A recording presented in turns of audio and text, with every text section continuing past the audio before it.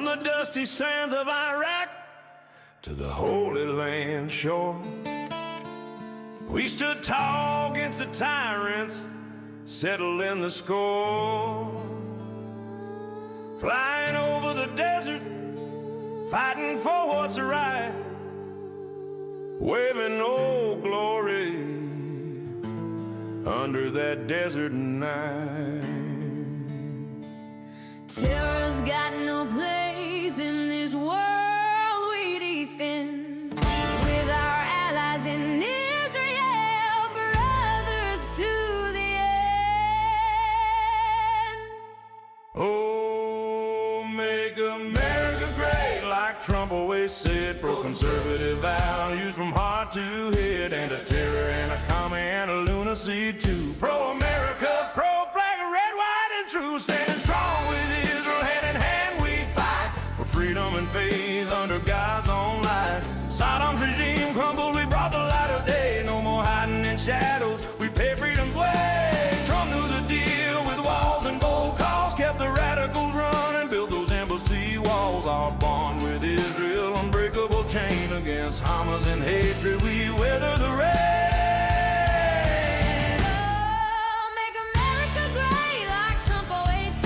Conservative values from heart to head, and I terror, commie, and a lunacy too. Pro-America, pro-flag, red, white, and true. Standing strong with Israel, hand in hand we fight for freedom and faith under God's own light.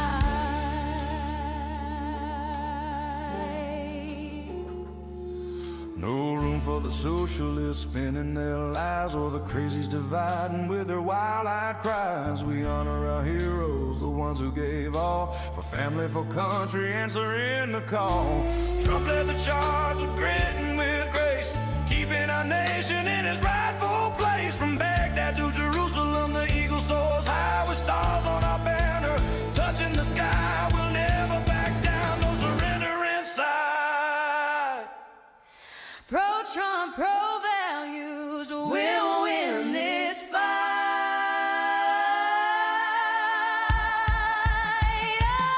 Oh, make America great, like Trump always said. Pro-conservative values from heart to head, and our terror and our commie and our lunacy too. Pro-America, pro-flag, red, white, and true. Standing strong with Israel, hand in hand we fight for freedom and faith. Forever inside.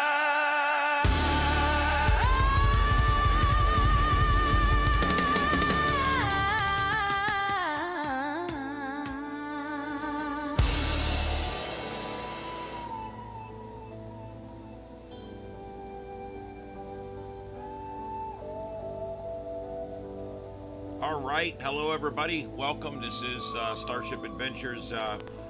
Everything seems to be working. Crazy night last night. I appreciate you guys bearing with me. I tried 3 or 4 times to start the broadcast. I don't know. I know the first one was on for a little while, and then everything went crazy, and then I couldn't get the restart.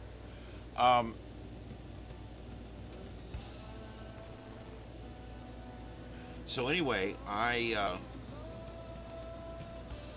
this is the Sights and Sounds of Earth. My name is Ian, and it is Easter Sunday. Happy Easter, everybody. What's left of it.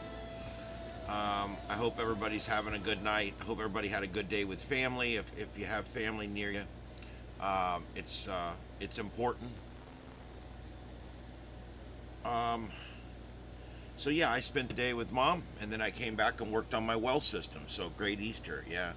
But you know, I was very glad to spend time with Mom. We drove all over like 3 counties and went to Golden Corral.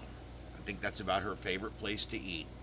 I think it was $50 for the 2 of us to eat in there. $52 plus a $2 tip. Wow. But man, I as much as I bitch about the price, the food was top notch for a smorgasbord, for a a buffet. Golden Corral has really good food. There you go. All right, this is not a paid endorsement. All right, not a paid endorsement. All right. So I do want to tell you guys about a couple things right off tonight, but we're going to give everybody a few minutes to get on in here.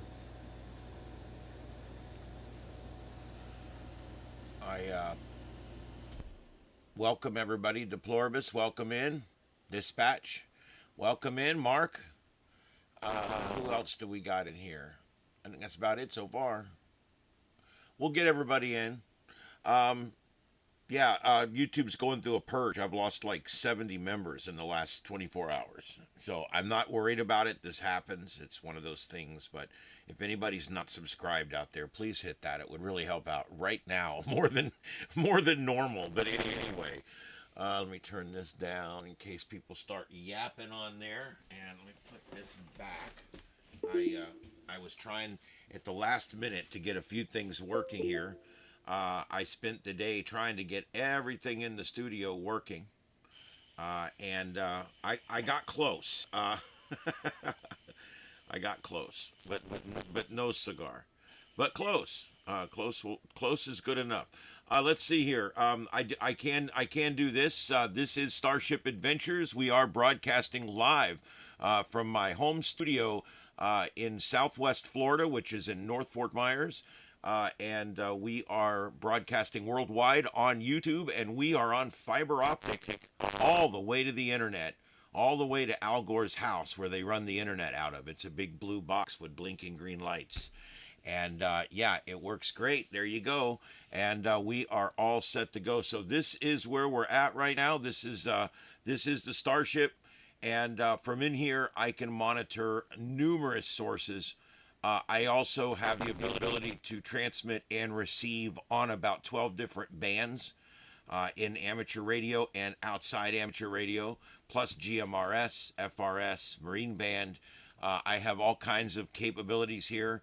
I have triple redundancy backup generators, and I have this set up pretty good here, but it is a private setup, and I don't have quite the money I would love to put into it, but it is pretty nice, and we're getting there. And so I hope everybody can, enjoy our shows, and I hope that it works good. I did put a lot of time and effort into the studio. I don't know why, I just did. But over the years, I've been doing this for, I've been doing this now for about 6 years, but I've been doing the live coverage stuff for like 18 months or so. I did some of it before, but it was hit and miss, and I've been really on it like flies on a turd recently, because I'm really trying to get this thing going. All right, so there we go. That's what we've got. It is Easter Sunday out there, and the good news tonight that I can report, the very, very good news tonight that I can report, and you guys already all know this, but the U.S. airmen that we have been searching for, the navigator basically on board, or the weapons officer on board that that jet, has been located, and he is safe. He's well. He did exactly what we expected him to do. Dawn rose, and he dug in. He literally dug in. He probably breathed through a tube all day. And then in the evening, when it got cool and it gets dark, he got up and he moved. And there was apparently there was quite a plan put in place. You know, I was talking to Rich Kolko at Wink News. He's the safety security specialist. He was a Navy pilot, and then he worked for the FBI for 25 years. So a great source of information. And he was telling us on the air on Friday that the amount of planning that goes into this ahead of time is crazy. And when a pilot becomes missing, all of a sudden, thousands of things start moving all at the same time. I mean, everything moves into position. Nothing's more important than getting our man back. And they literally, everything just moves around. Everything goes crazy. And that's exactly what happened. And our CIA jumped into action. You guys know the FBI primarily works on soil. CIA works off soil. It's kind of how it works. The airman spent roughly 36 hours hiding in the mountains after ejecting from his F-15 Echo fighter jet over Iran. Former CIA Station Chief Dan Hoffman said the Sunday briefing that the reported agency deception campaign may have helped draw Iranian forces away from the missing airmen, offering new insights into the mission that culminated in the daring rescue behind enemy lines. So the CIA actually deployed a disinformation campaign, and convinced the Iranians that the pilot was in a different location. And that's why they didn't find him. Like I said, when a pilot goes missing, everybody that can help is pushed into action.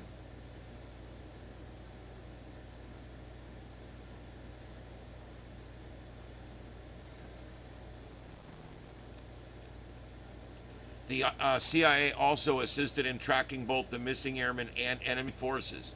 The CIA was there to track the airmen's location, and then at the same time, the CIA is tracking Iranian security forces, their movements, their efforts to find and fix the location of our airmen. And then at the same time, running this deception operation. It was just an extraordinary effort by our CIA.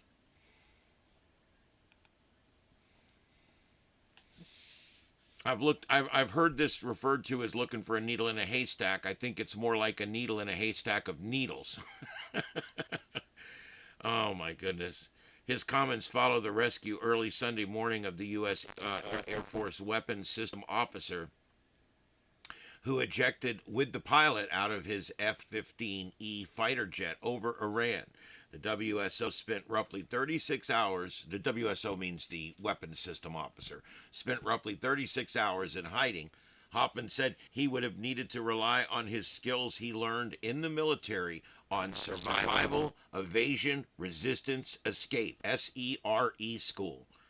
That is so important. Survival, evasion, resistance, escape. And he followed his training, and he's alive. And our guys went in and got him. On the intelligence side, Hoffman said the strategy could have been much simpler. The CIA just needed to drop the false information where they knew Iran could hear it. What they were doing was probably dropping radio transmitters that would be transmitting something that would sound like this pilot, and they were probably dropping a bunch of them all over on the other side of town, and or on the other side of the mountain range or whatever, and it misled them as to where everybody was operating. So that's very interesting. The CIA would have looked for those channels of communication that we know we could exploit, that the Iranian security forces are listening to. Iranian has a pretty developed cyber capability. That's hard to believe, but I guess. And what we would have done is simply supplied some information there. So they basically, they were able to give them false pings and things like that. All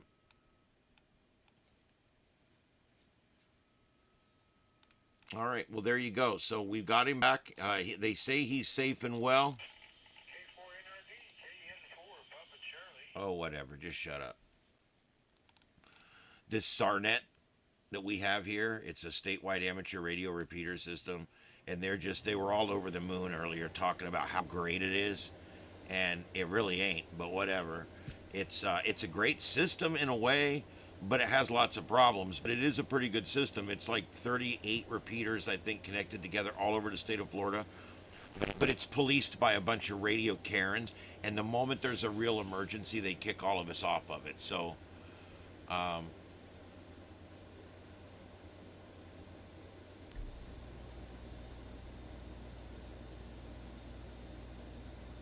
hey, Merlin's back. What's up, man?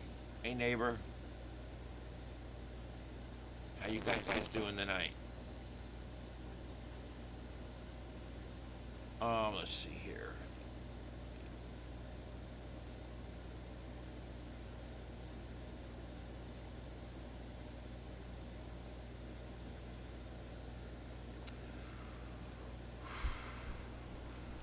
All right, so let's see what else is going on out there.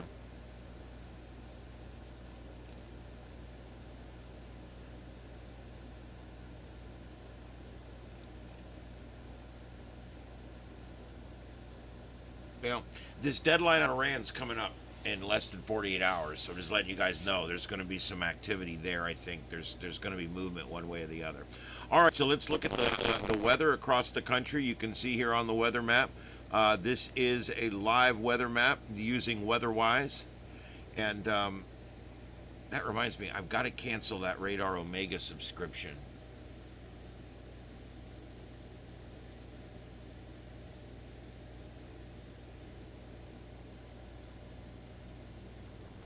But yeah, you can see this this frontal boundary stretches all across the eastern seaboard and all across the northern Gulf. And it's just not producing any severe weather right now. We actually had some pretty strong storms come through here earlier, and it looks like round two is kind of firing up here. I don't think it's going to be anything but rain. But look at this, it's firing up. This is that sea breeze line. I'm always telling you guys about this when you have the sea breeze coming in from the sea, from the Gulf, and you have a stronger sea breeze. This one over here is stronger, so it's pushing, and wherever they meet, there's a push, and the air is pushed up, and anywhere there is lift, there is rain and thunderstorms. Anywhere the air is stable or the air is sinking, you have fair weather. You have clear weather. And so wherever this sets up, if we've got a really weak sea breeze and a really strong one, the storms will form over here. It all just depends. This happens every day. Normally this time of year, early, this is actually even before our rainy season doesn't start till July, sometimes June. Okay, but we're going to end up, we were in a drought really bad. We're still in a drought.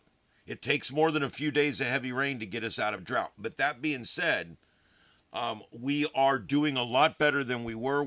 Some of us got multiple inches of rain, so that's good. But this whole area down here is in a drought, so that's good. Anyway, what happened today was all day long, this sea breeze off of the Atlantic has been winning out. And it's creating this instability here where we've got the rise coming up. And that's what's creating this. And there you go. Now, what's going to happen? Notice all the individual storms don't really they meander just a little bit north and maybe a little bit west over time. But that's really about what they do. They don't move around much, so areas can get lots of rain. This is a phenomenon that most of the countries doesn't have. It's called a sea breeze.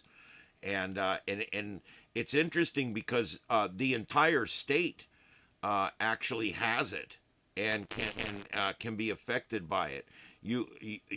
You'll see thunderstorms like this, and they'll literally curve like that at the bottom. Why? Because that's where the sea breeze meets up all the way down, and then it meets up with this stronger the stronger Gulf breeze that's pushing it further and further east, and all the storms will line up over here on the east side of the state. What we're seeing the last 2 or 3 days is a stronger Atlantic, which is what we normally see this time of year, and just a little weaker one from here. So the line's setting up over here. Anyway, that's what we got. I think it's so interesting. The weather here in Florida is very dynamic.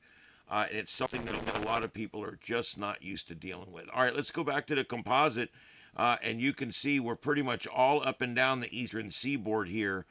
The Outer Banks, really wet for the next few hours. But I don't see much lightning. I don't see any strong or severe weather at all. It's simply just some rain moving through. And then once it moves out, there will be a dry line coming in. These are all river flood warnings that are still going on, guys. There was some areas out here that really got some bad weather the last couple of days. And some of these flood warnings don't expire for another 3 days. This one expires in 7 hours. What it is, a lot of times, that one expired next week. Did you see that?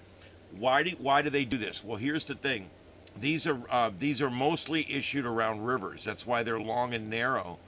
And here we go. This is issued for the Tippecanoe River above Winnemac, affecting Carroll, Pulaski, and White counties. Flood warning continues for the following rivers in Indiana and Ohio, and that's the Tippecanoe. And it says that there's other ones here too. The Hume River in Napoleon, and also the Eel River in North Manchester. These are all under a flood warning. The St. John's River, Ohio, and St. Joe's River near Newville. Look at this. I mean, these are significant warnings, and this is all because of significant water rise due to the last 3 days worth of storms, and probably some snow melt. I assume maybe the end of the snow melt. So, but there is definitely some flooding. All right, let me take a look at the chat room and see what I've missed.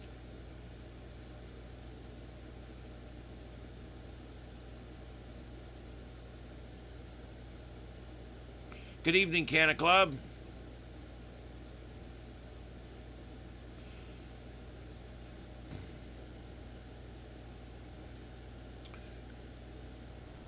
Yeah, we're collecting predictions tonight again. All right.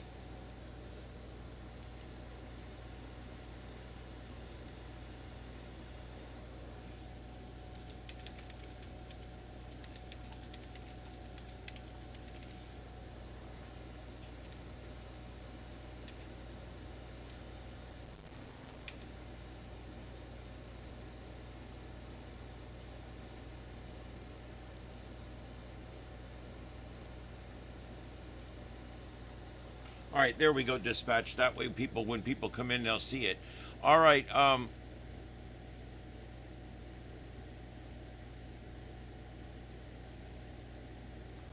have a second garbled voice every 23 seconds. That's weird.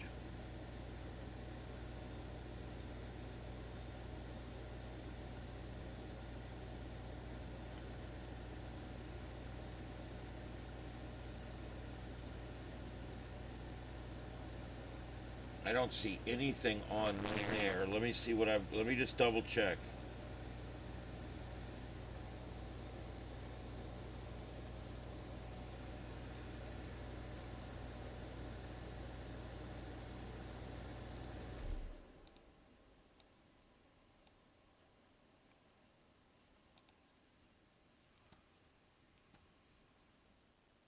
Okay, everything's off in the show.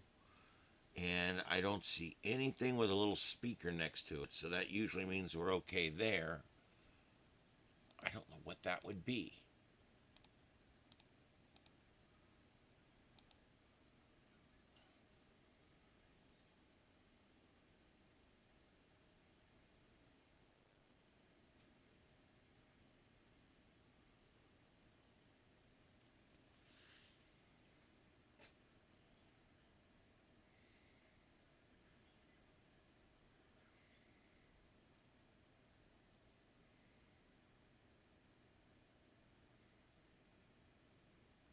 I don't know, guys.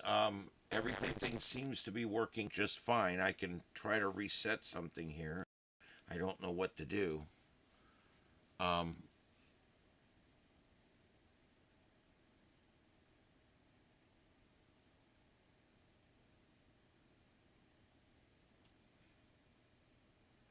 all right, I'm going to reset the sound card.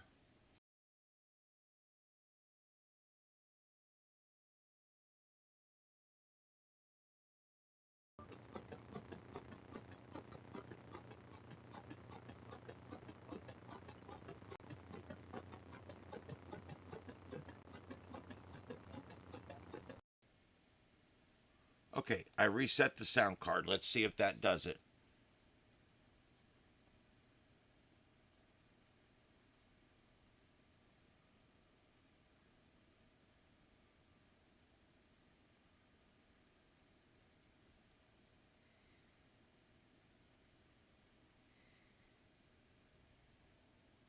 Okay, so there we go.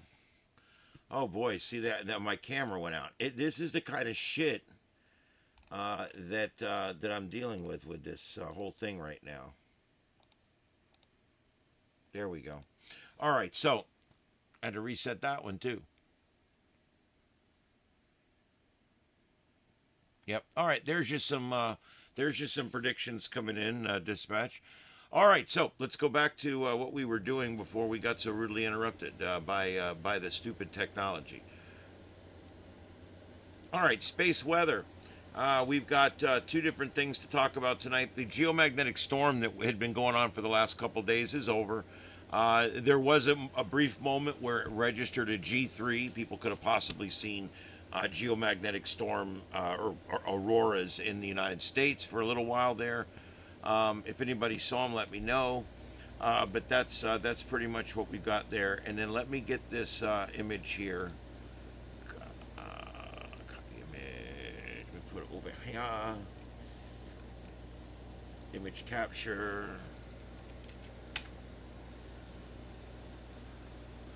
All right, so I want to show you guys this. This is actually pretty cool. Let me see if I can expand this all the way out so we don't miss a thing. Look at this, guys. This is the comet MAPS or MAPS was obliterated yesterday. The solar system has one less comet. Yesterday, comet MAPS or Charlie 2026 Alpha 1 flew through the sun's atmosphere at only 160,000 kilometers above the sun's surface. The comet went in, but only a cloud of debris came out the other side. This image here that you're looking at from the Shoho coronagraph captured the death dive, which was invisible from Earth. In the movie above, which you're looking at there, there's a sudden brightening between 0600 UTC and 0800 UTC. That was probably the comet's nucleus exploding due to thermal stresses. The sudden brightening is better seen in the wider view. And let me see if I can. I'm going to change this out for you. This is the other view. Look at that. We captured this thing from Shoho. While the comet was behind the coronagraph's occulting disk, which is that spot in the middle where you don't see anything, that protects the lens from the sun. The fragmented nucleus was apparently vaporized, leaving only a stream of dusty debris to exit on the other side. Shoho data are still coming in, so we will see more of this debris in the hours ahead. We might actually see a little plume or a little puff come out the other side. I don't know. But that thing went in pretty quick, and astronomers had hoped for more. Comet MAPS was discovered last January farther from the sun than any sun grazer in history. It looks like it might be unusually big, perhaps big enough to survive and even become visible in broad daylight. Instead, it died. Had it survived and come around the other side, we would have been able to see it in twilight. It would have been amazing. But unfortunately, yeah, not so much. It's gone. So there you go. That's your space weather update as it is, such as it is, as the stomach churns. All right, so what's next here? All right, next up, well, guess what? Pretty busy over in the Ring of Fire. Not towards us as much. We did have a number of earthquakes. The purple ones are today. The Pepto-Bismol pinks are yesterday. But if you take a look here in the United States, when I refresh it, they'll blink for a minute here. There was some. These are small, 3.6 Texas-Mexico border. And some even smaller ones. A 2.9 in eastern Idaho. That wasn't even enough to rustle the potatoes, if you know what I mean. And a 3.2 in Colorado. So some different ones here. So one yesterday, 3.3 in Southern Cal. 2.8 Central California. So there has been a little bit of activity. There's been this cluster that has persisted down here by the British Virgin Islands. 2 days ago or 3 days ago, there was a bunch of them here. Let me see if I can turn on. No, it's not that one. Where is it at?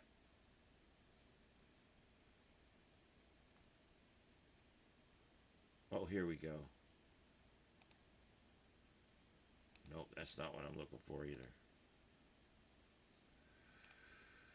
Oh, all right. So I'm going to turn on the past 2 weeks in orange. So look at that. Just in the last 2 weeks, look at all the earthquakes out there. All right, so I just turned on orange is the last 2 weeks. Pepto-Bismol is yesterday. Purple is today. Okay, so there we go. And yeah, look at it was active down here, but that's calmed down. That's over the last 2 weeks. Now we go back over here. Look, we had some big ones. Remember the Fuji Islands? We had that 7.5. There's a 7.3, but that was all a while back. And there's that other big one, a 7.4 from the other day. But that's why it gets a little messed up on here. So I kind of prefer to turn it down to where it's just the last 2 days, and that way it's a little easier for us to see what's going on. There we go. All right, so a big old huge one out here, a 5.1, Bonin Islands, Japanese region. This did not produce a tsunami to my knowledge, but that's what we watch for with these ones out there. All right, so there we go. There is no big volcanic activity today that I'm aware of. If anybody knows of anything, let me know. I'm going to double check that again here real quick.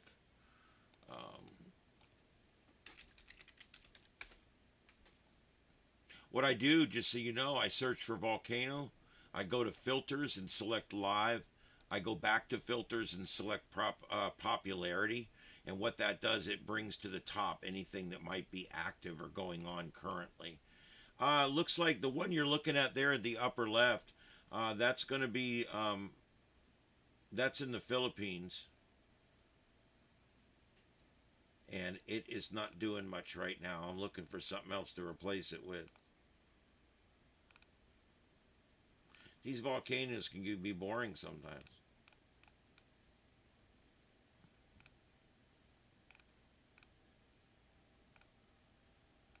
Yeah, there's really not much going on.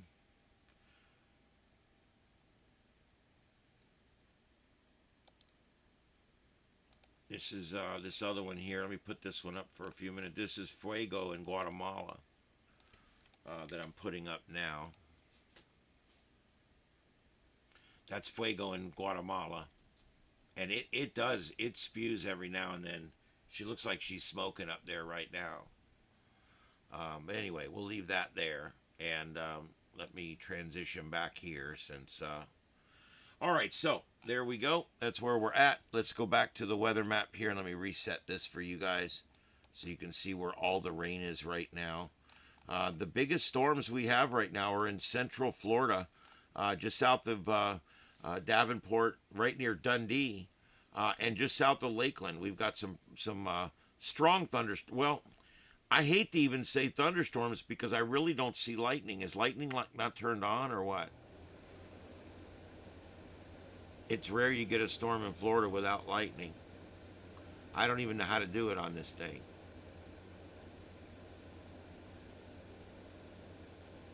Oh well, it ain't a big deal. I'll figure it out. I think it's turned on though. I thought it was turned on, but I don't see any lightning showing up, so maybe it's not.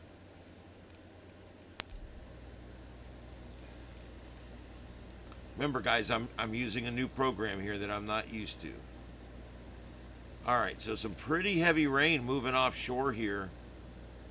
Let's get this on a local radar. Really heavy rain moving offshore here, off the Outer Banks near Elizabeth City, near Hertford. Very heavy rain moving through with this line of thunderstorms right here. Look at that.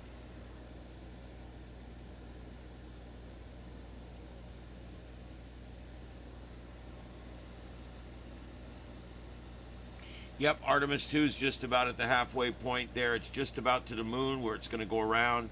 I do want to tell you guys that's a good time to go ahead and do that. I do want to make sure you guys know that Starship After Dark, our backup channel, is alive and well. We're switching the entire channel over to Linux right now. We've got, right now, 4 computers up on Linux. No, 5 computers up on Linux, 4 of them live broadcasting right now. What we're broadcasting on 2 different channels, We've got live Israel alerts. You can see this in the upper right corner. That's one of them right there. And these are live Israel alerts. You get the live alert, the weather radar, the plane tracker, and the live views from all around. So that's pretty cool. You get all that, and that's on the. There's two different trackers, and one plays the music, my music. The other one plays natural sound from the Middle East, and they both have the alerts. So that's pretty cool. Also, over on Starship After Dark, we've got the live mission tracker. This is a really cool thing. You can see it here right above me, right there. That's what it looks like. You can hear NASA. You can hear the radio traffic between NASA and the spacecraft. You can see the orbit. Where you see the spacecraft there, that is actually NASA TV. So if there's any updates or anything, they'll come on right there. They're doing interviews with the crew several times a day and different things. It also has all the speed, all the times, all the information up at the top up there, and everything is updating in real time. And of course, if you're into free speech, we've got the 7.2 channel. This is amateur radio's free speech channel.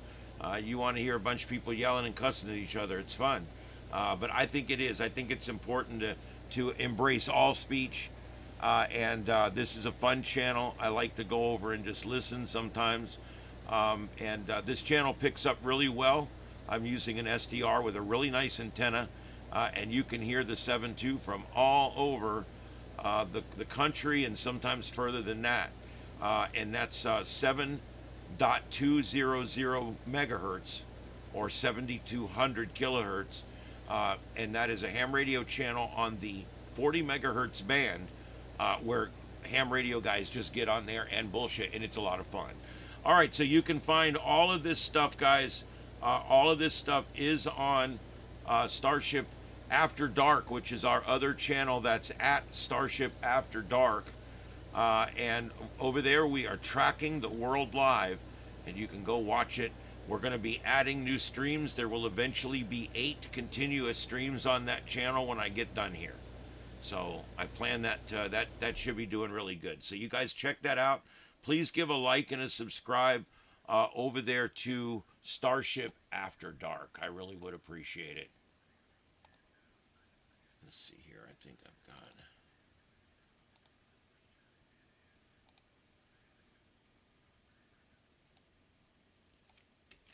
Yeah, I got the link. Hold on, I'm putting it in.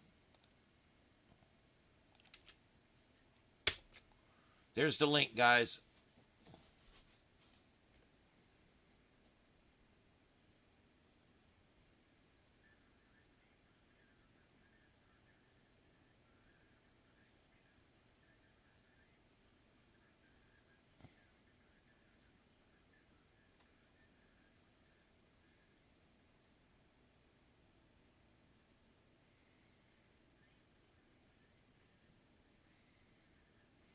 Oh, that's cool, Victor. I bet that's cool. The shirt. I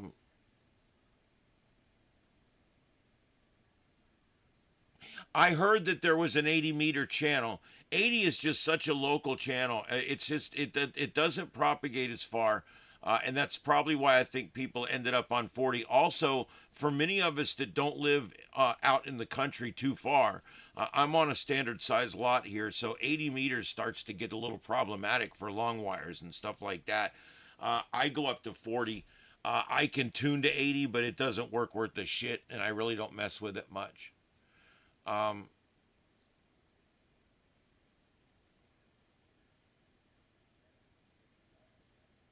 Yeah. I also got the SARNet feed all hooked up and working good on a different computer now. So if you go to Broadcastify, when you're looking around, and all the counties in Florida show SARNet, SARNET, and that is my feed that comes out of the studio here. So I redid that yesterday. That's all fixed and working great. And we were having some intermittency over there, but that's over with. All right, so there you go. What you can do, guys, if you want to, is please go hit that subscribe button. and turn on the bell for this channel. Do not turn on the bell for After Dark. And you're probably, why is he saying that? No, I've never heard a content creator say not to hit his notification bell. Well, because these go down, and when they go down, I have to put them back up. And when I put them back up, you're going to get a notification, and it's going to drive you nuts, and you're going to turn both my notifications off. I don't want that. I want you to have the notification for this channel on, because every single thing I do on this channel is hosted. It's always hosted. All these other things on After Dark, they're always not hosted. Okay? So it's two totally different things that I'm doing. I'm doing static, non-hosted stuff over there, all hosted stuff here. So please subscribe to Starship After Dark, please. God damn, this camera's gonna start this again tonight. See, it's on. I had to put it back on preset 1 again.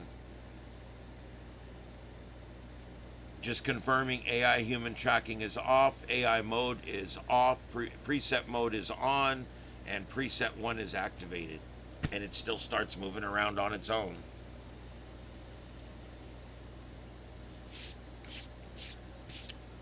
All right.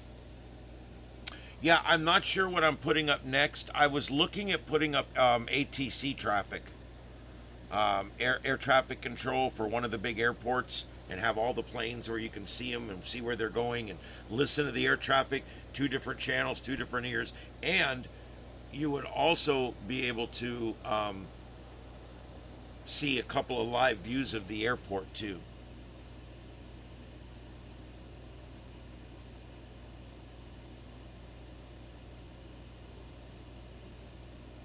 Merlin, this is very interesting. I've been reading through this as you're going, and I'm somewhat interested as well. It's good stuff.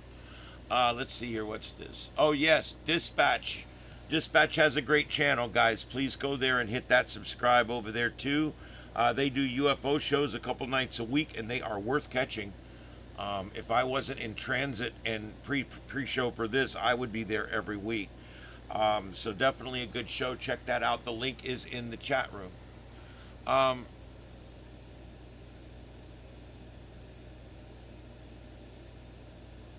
You must be related to MacGyver. Let's see here.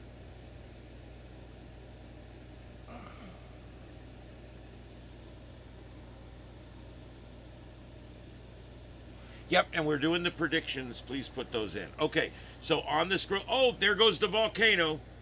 There it goes. Oh.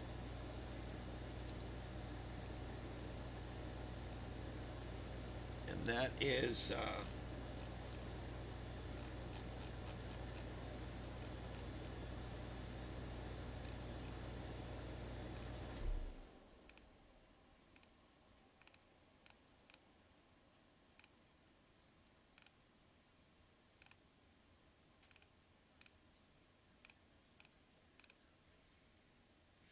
yeah, that is that's Fuego in Guatemala.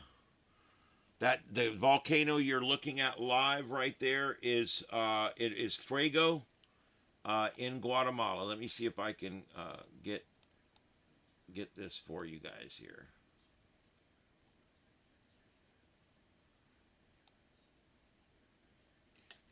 Okay, yeah, and NASA is talking. Let me see if I can take that. That's not it. On Artemis 1, and they did their job. What number is that? Damn it. 6. 2 previous outbound trajectory correction burns earlier during the mission that were canceled, as it was determined that those burns were not needed, but they will be executing this outbound trajectory 3 burn coming up here shortly.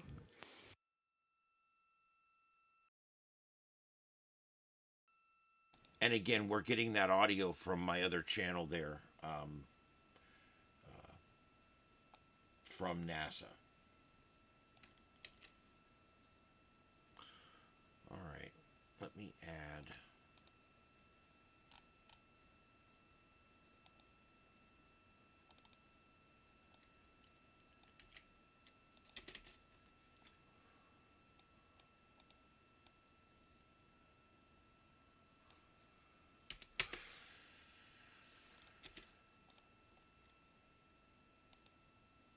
There we go. I got the name on it now. It makes it a little easier.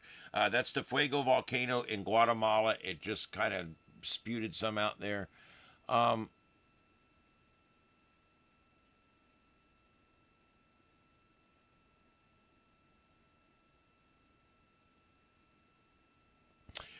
you know, the Democrats have a unique problem right now. Normally, there would be at least one heir apparent, and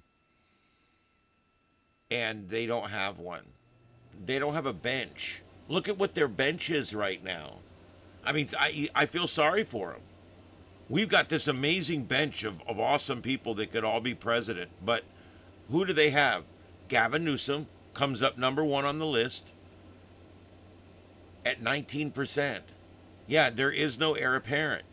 And Gavin Newsom ruined a city and a state, and now he wants to ruin a country. And then the number two, who comes in number two? I've never had a deep thought in my life, Kamala Harris. All right? That's who comes in number two.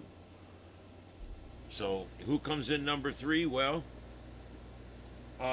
you're not going to believe it, but it's Boot Edge Edge. I only call him that because that's how Trump got him. That's how Trump's speech therapist got him to say it. Because he used to call him Boot Edge, and he says, "Look, Mr. President, just say Boot Edge Edge. Now put it together. Boot Edge Edge. There you go. Perfect. We got it." And then who's number four? AOC. AOC. I mean, yeah.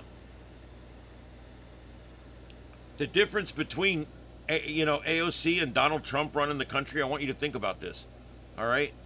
Donald Trump has run billion-dollar businesses. He owns a lot of stuff. He is very successful, very smart, very savvy, and obviously knows what he's doing. AOC was a bartender. Nothing against bartenders, guys, but I mean, come on, all right? I'm a retired fire chief. I don't think I can run this country, and I think that when you look at someone like AOC, she couldn't even sit here in this room and have a deep discussion with me about anything, and so that's why I start to wonder, exactly who are these people that think that these people are the people that they're wanting to elect. I just don't understand it. If you guys get all my backward English there, I don't understand. Who are these people? There's actually 12% or something, 9%, something like that, of Democrats that actually say that they feel that AOC would be the best president for the United States of America. Well, what kind of idiot would even think that? I mean, that's what I'm saying. These people don't use their head at all. Democrats think with their heart, and it truly is their biggest problem that they have. It truly is.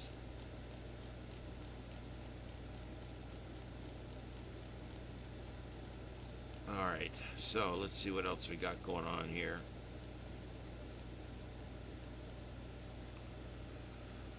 I remember these. Oh, these were good. I'll have to show you guys some of these. For those that have been around a while, you've probably seen these pictures once before, but they're worth showing again. I haven't actually showed them in a while. So just give me a second here to set up the screen, and I'm going to... Oh, you bastard. I hate the way this program does stuff. It's really counterintuitive as fuck. All right, anyway. All right, so there's that.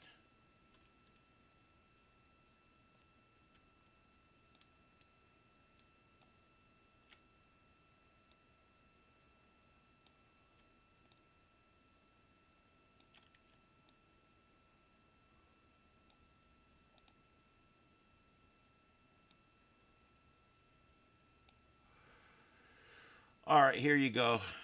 You guys can enjoy this one. In the future,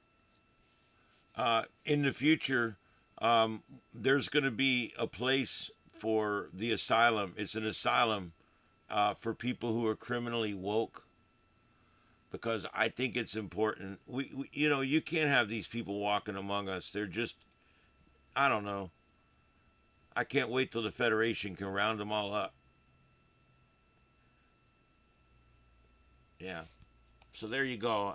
I just thought I'd mention that.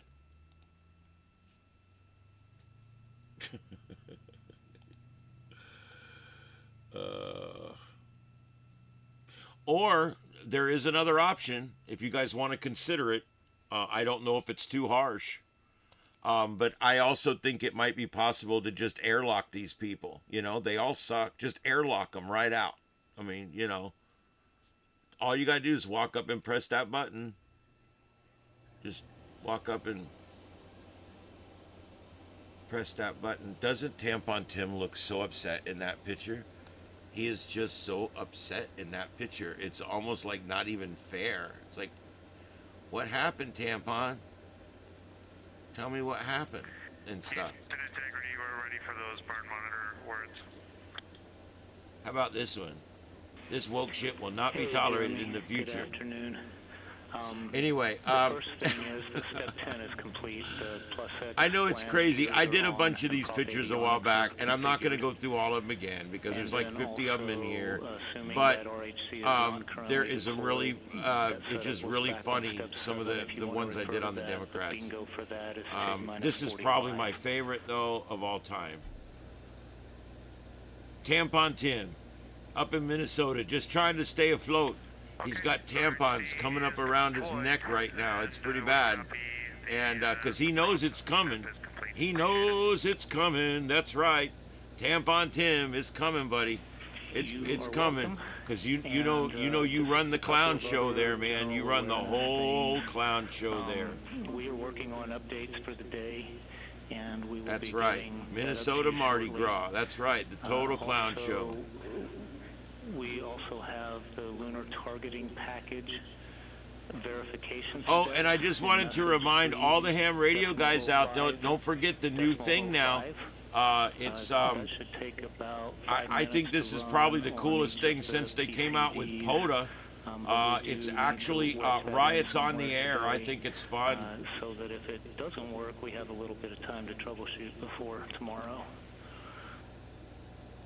Oh, I didn't realize they were talking again, guys. I'm sorry. I got two people talking at once.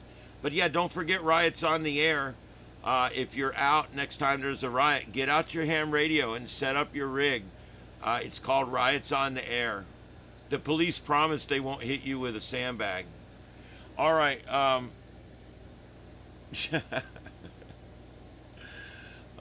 my God.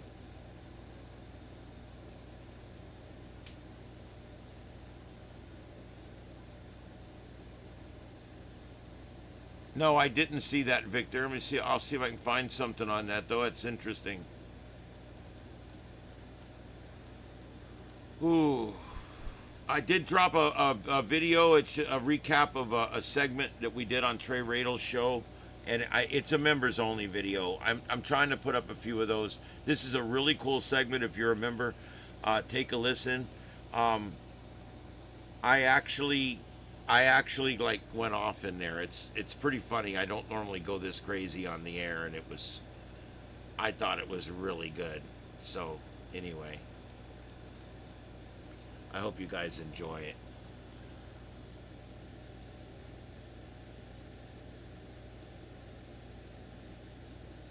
Tampon Tim. Yes, Tampon Tim.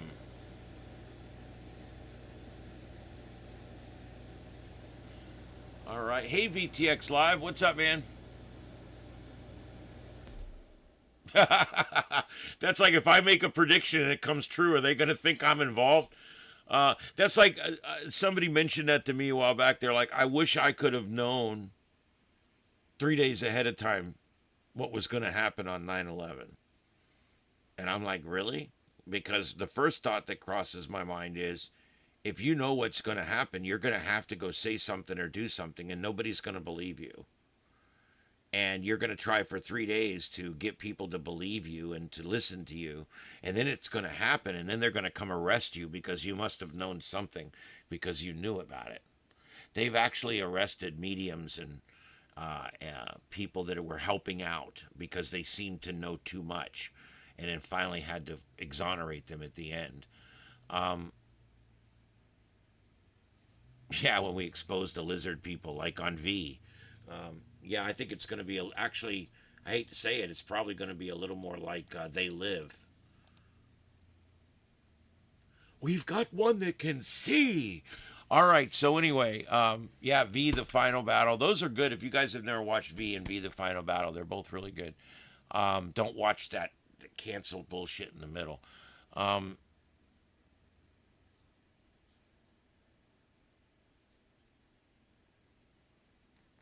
Yep.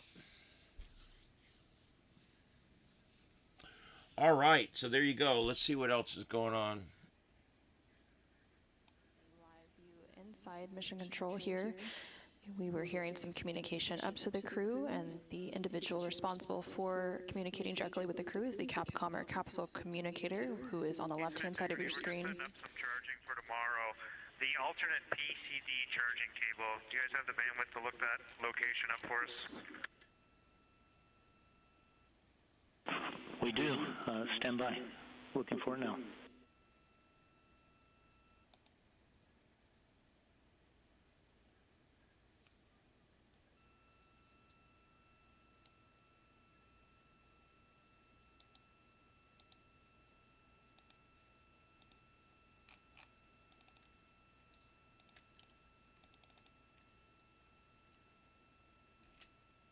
The Capcom currently on console as part of the Orbit 2 team is Mark Reagan, and you can see him there in the bottom left-hand corner of your screen, and he is sitting next to the Orbit 2 flight director, who is in the upper right-hand corner of your screen. The flight director on console is Diane Daly. The crew has been discussing a few different activities that they're working through. One of those is verifying that they have the final lunar targeting package available on their PCDs, or portable computing devices, which are basically tablets, that they're able to reference the various procedures and timelines that they're following throughout their mission. They were also discussing an upcoming burn conference, so they will have a conference directly with the flight director and the flight control team here in Mission Control Houston ahead of that outbound trajectory correction burn. That final burn conference is scheduled to take place in about 20 minutes from now.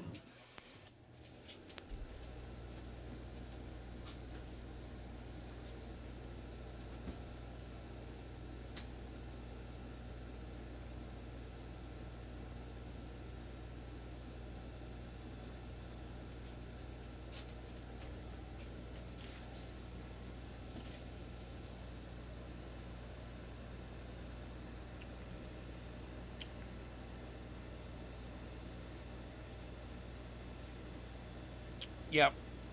I think the lizard people prediction's probably going to be the closest one. Yeah, they feed you good right up till they feed on you, kind of like we do with pigs and cows and shit.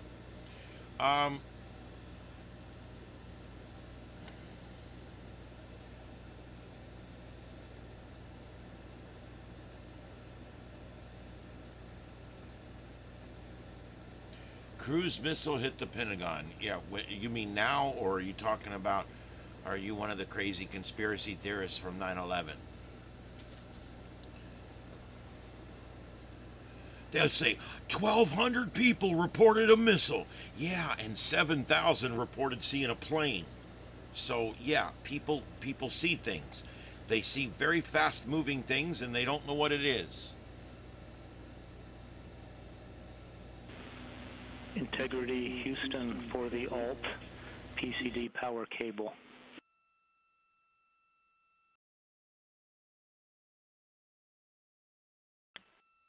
Go ahead, Mark. Yeah, Jeremy, you can find that in E-Locker, bag number 10 with a brown label. And the Ziploc bag is called 15-volt PCD power cable.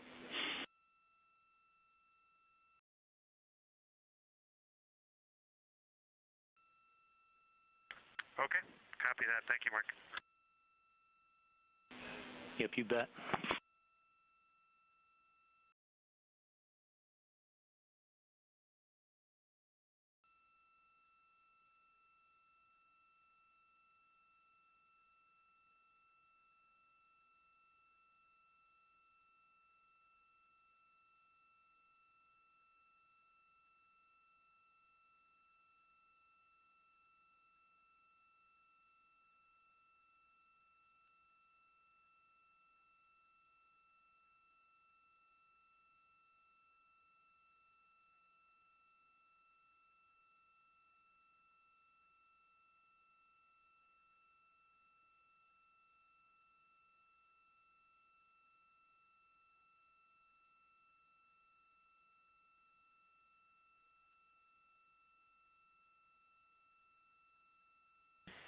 Houston integrity for timeline. Go ahead.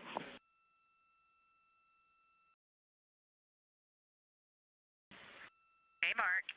Question about an activity, depress acoustic monitoring on my timeline at 02 today. I believe since we had aborted the acoustic monitoring the 24-hour yesterday, I didn't see an activity to start this acoustic monitoring.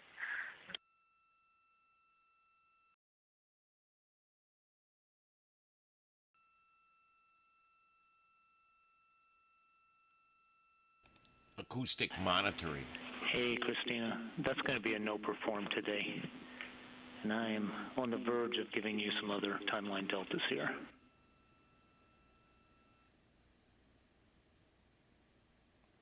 Yeah, Scott,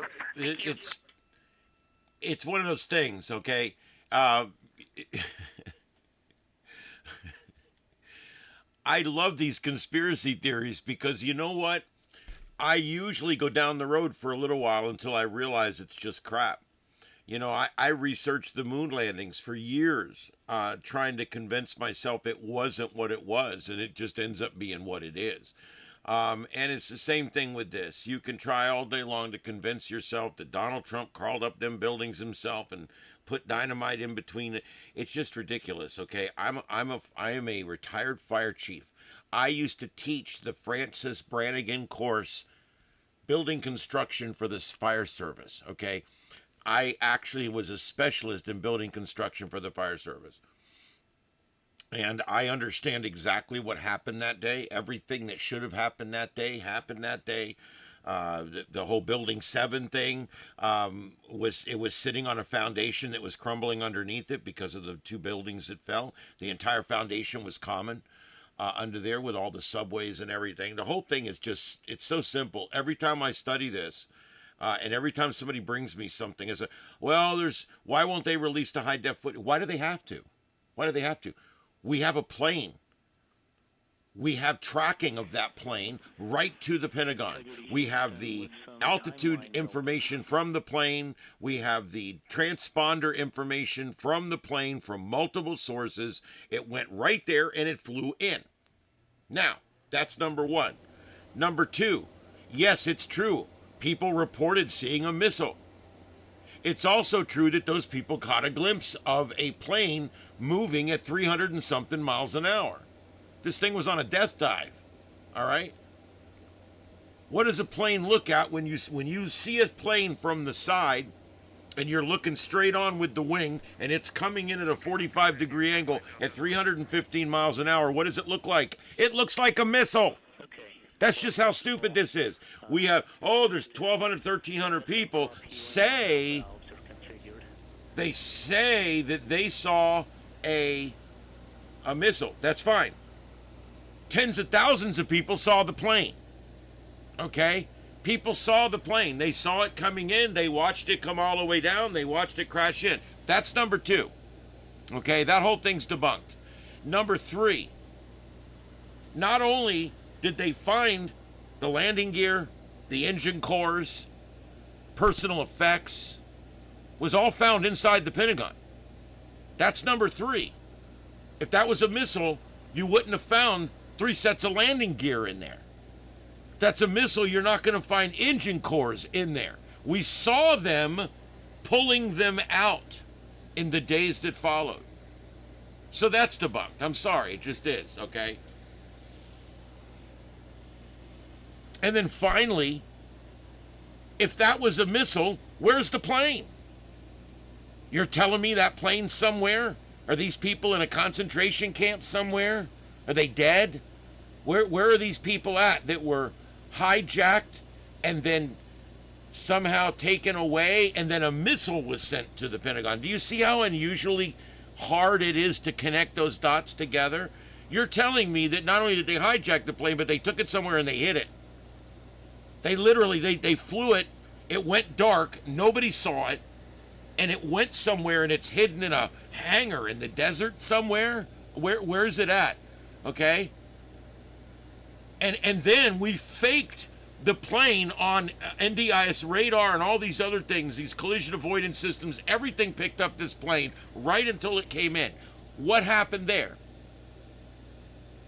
So in other words, we sent the missile, we kept the plane, and then we faked the data. Is that what we're saying? And then how did we get all that burned up landing gear and all those burned up engine cores that we saw them dragging back out? How did they get those in there so that we could watch them dragging them back out?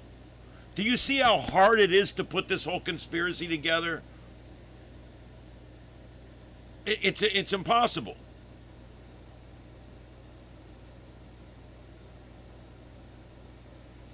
Okay, a part didn't match. So you're telling me that these little facts, like some people thought it might have looked like a missile, and we found some erroneous parts in there and things like that. All that is going to go against what we know to be the truth. I mean, there's no way you can go upstream on this one, because there's just way too many people that were involved. Hundreds of people in 35 different control towers were watching what was going on with these 4 planes. So, I mean, how far does the conspiracy go? You know, how far does it go? I mean, what are you trying to say? That we bombed our own Pentagon and we kept the plane and we kept the people? Is that what you're saying? Who bombed it? Who sent the missile to the Pentagon? And who faked the telemetry data? And who has the plane right now? Or was it another plane? Because you're saying it was different plane parts. Was it another plane? So we flew another plane into it that looked like a missile, but it wasn't the real plane because we kept the real plane and we got the people. This whole thing is crazy. You can't see this? That's what I love about conspiracy people, though. They'll hold on to these little slivers of information. And what you learn, because I know I've been a part of very large investigations before as both a cop and a fire marshal. And I can tell you that when you see these very large investigations, there is always pieces that don't fit. There's always eyewitness accounts that don't fit, because people don't remember things the same way. People don't understand things. But you have to take the preponderance of the evidence. You have to take the totality of the evidence, and you have to weigh that. And what you will find is 80-something or as much as 90-something% of everything you find will all point to what actually happened. And then because there will be some at the end that are just erroneous reports. Data that was collected by an erroneous computer, whatever. A part that was found that maybe they put the wrong part on the plane. I don't know. There's always going to be these little erroneous facts. But when you compare these facts, this list of these erroneous facts or these quinky dinks, whatever you want to call them, when you weigh that against the totality of the evidence that day, the fact that thousands of cameras are running everywhere, the fact that everybody captured this thing, it was all done, I don't understand how you can come all the way through everything I just discussed to the other end and say, well, it just wasn't what they said it was. Well, then what was it? What was it that crashed into the Pentagon?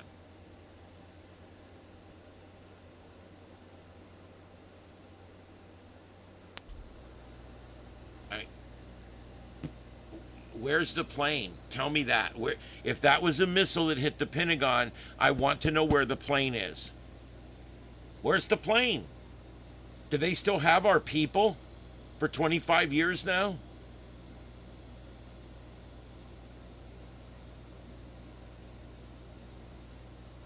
What about the passports?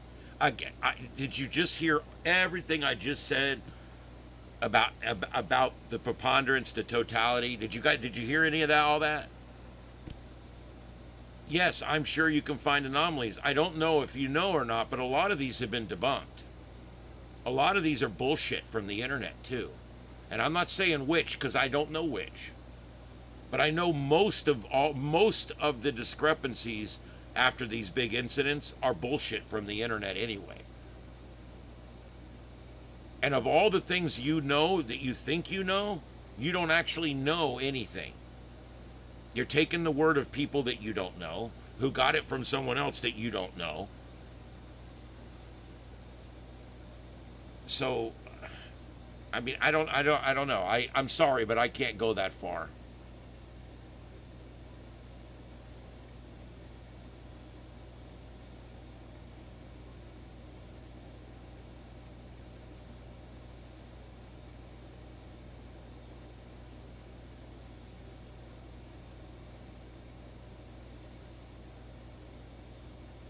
I still want to see what. Please tell me where. If a missile hit the Pentagon, where's the plane? Number one. If a missile hit the Pentagon, what were the engine cores and landing gear systems that we saw them removing from the building? I need to know that. What's your theory on that? If you got theories on all this other stuff, what's your theory on that? Where's the plane? Where's the crew? Where's the passengers? And number two, how did they get all those burned up plane parts in there to be pulled out in front of the media? Yeah, this was all a quarter century ago, and these people still believe it was some kind of big conspiracy.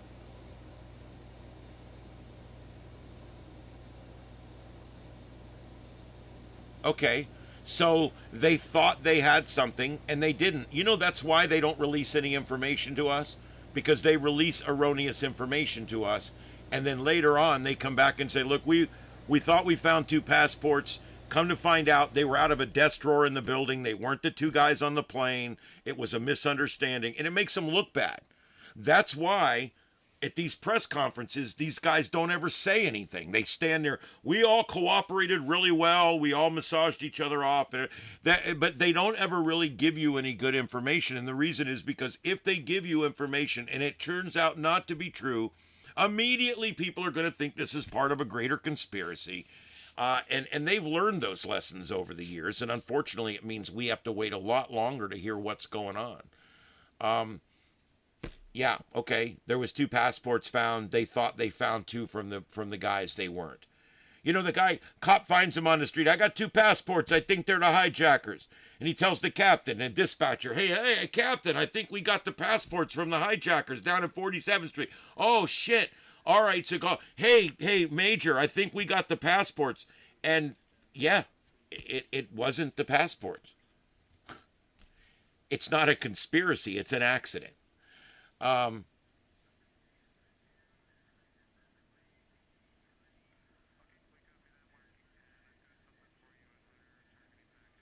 Yeah.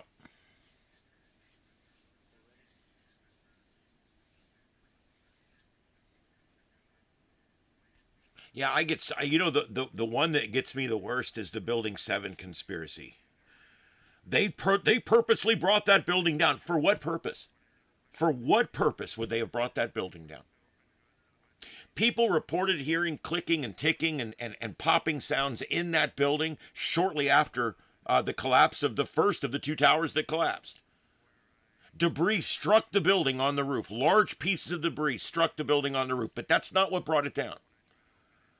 What brought Building 7 down was a failure of the foundation. The foundation for that entire thing, for the entire World Trade Plaza, was all laid. It was laid in a big bowl, so the water couldn't get in. Okay? And this big foundation was laid with all the pipes going through, all the utilities, all the water, all the sewer, everything, all the subways, tunnelways, stairways, exitways, everything was put in, and then they built the buildings on top. I don't think people grasp how much brute force came down on the ground that day. Pancake, pancake, pancake, pancake, pancake, all the way down. And eventually, when it got to the ground, that building was moving 100 and something miles an hour. And it hit that ground so hard that it completely destroyed the entire foundation down there, including the foundation of Building 7.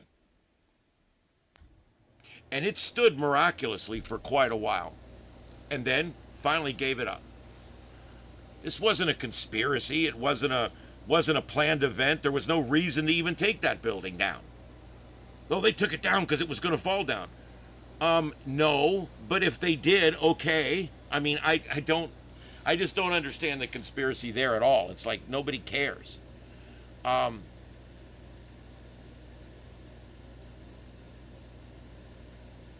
Yeah, I think maybe it's Trump and all. Trump and all. Do you guys think Trump and all will help? I don't know. If you guys want, we'll give it a shot. All right, here we go. A word from our sponsor, everybody. Trump and all, welcome back to reality. Do you have a family member that has gone off the deep end, lost all connection with reality? Are they suffering uncontrolled crying and an unexplainable hatred for Donald Trump? Do you want to get that loved one back? Introducing MAGA Strength Trumpanol, a medication specifically formulated to treat the symptoms of Trump derangement syndrome. It reverses the debilitating effects of TDS and brings normalcy and reason back into focus. Get your loved one back today with Trumpanol. Side effects include sudden onset of personal responsibility and a strange desire to pay your own bills. Uncontrollable urge to say thank you to service workers and law enforcement, mild to severe improvement in critical thinking skills, may cause enthusiastic patriotism, flag waving, and an inexplicable urge to get a job or start a nuclear family, increased tolerance for differing political opinions, sudden appreciation for border security and law and order, temporary loss of victimhood identity, patients report feeling oddly empowered instead, development of a functional sense of humor about political figures, may develop immunity to corporate media fear porn, may cause you to stop virtue signaling on social media and start building something real in the physical world. Do not take if you are allergic to winning, common sense, or constitutional republics. Trumpanol, the leading treatment for acute Trump derangement syndrome in adults. Get Trumpanol today, wherever psychedelic or hallucinogenic drugs are sold. Stop being a crazy bitch. Get Trumpanol today. Trump and all, welcome back to reality. All right, there you go. Get some of that Trumpanol, guys. No, I don't think I called you a liberal, actually. But normally when people are this, when people go off the deep end on conspiracies like this, it's normally a bad orange man thing. It's normally just literally someone that's having a break with reality or something. I don't know. I think some people just I think it's almost like a fetish, Some people get addicted to weird things, Some people like whips and chains. Some people like to think the moon landing never happened. I almost think it's a thing with people sometimes. It's like, I'm not going to listen to you. They'll come to a debate and they'll never listen. They only talk. And they won't ever open their mind to what could be. And, many scientists have said over the years that if you remove all of the other things it could be, what you are ending up with at the end is the actual scientific fact. And that's where we're at with 9/11, is that when you put it all together, nearly everything points to the same thing. And all of the conspiracy theories that I ever get bombarded with, I understand where they came from. I understand why there's the misunderstanding there, and I understand that does not play into it. It is what it is. There's going to be mistakes and errors. I've done investigations on explosions and big events and plane crashes and different things, and I'm telling you something. There is always erroneous reports. There's always people out there that remember it differently, people that don't. We a lot of times nowadays we're seeing a lot more about people they remember differently. People will tell you, yeah, I saw that guy. He went right across on that green light and he hit that bus full of people, and they'll go back and pull the cameras and no, the guy went right through a green light. It was green. The bus ran the red light. And was the guy lying? No, he wasn't lying.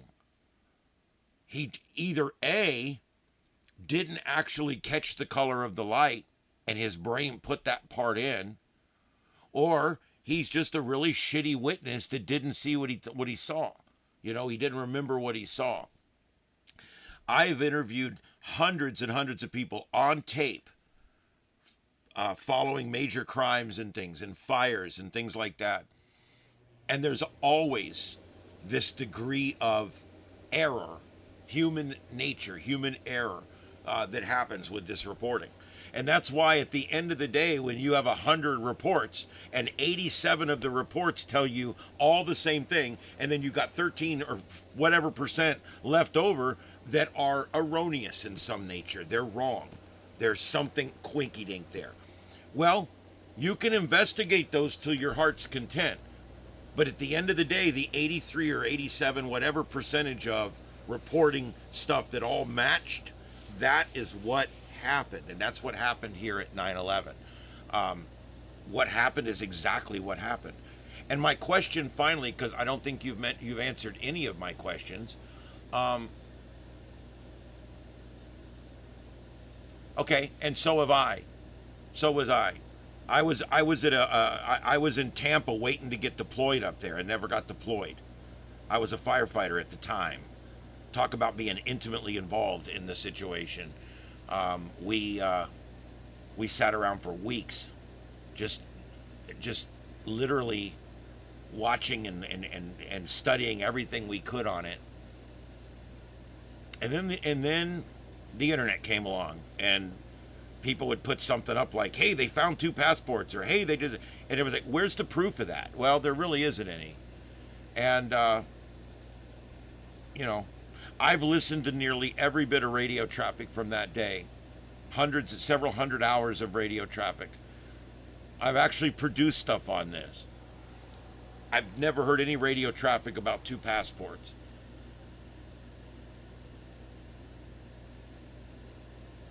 Yes, there was. There's firefighters that heard explosions in the buildings before they collapsed. Yes. It was also reported by numerous people that there was debris falling down these long elevator shafts. There was bodies and debris falling down the outside of the building. There was fire that was working its way further and further into other areas of the building. Things were blowing up, pressurized tanks, different things. The pipes that serviced the fire systems were destroyed. So yeah, they heard all kinds of explosions before the collapse. They sure did. And a lot of those explosions that they heard were building components beginning to fail. And it takes hundreds of building components to fail before the building starts to pancake collapse, which is what happened. So all these pop, bam, bam, all this that they're hearing is the building coming apart. It's something that's designed to hold up millions of pounds of weight, slowly giving way. And it's things hitting the side of the building on the way down, and things falling down the elevator shafts. And people banging to get out of doors. I'm sure they heard everything in there. So, again, doesn't mean anything. Yes, the passports were erroneous. It was misreporting. There was a bad press release, or it was not. I don't think it was even officially released. I believe someone told somebody that told their friend that's in the media, and next thing you know, we've got a mess.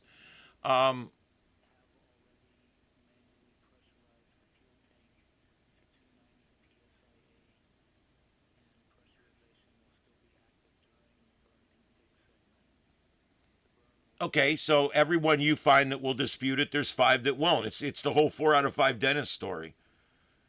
Yeah, and where are these 3,000 architects and engineers anyway? Have they issued white papers? I would like to see those.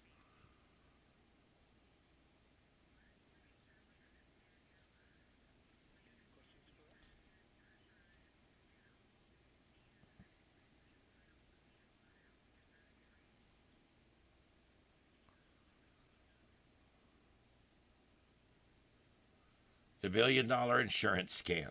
Yeah, okay. If you want to believe that, if it makes you sleep better at night, go ahead.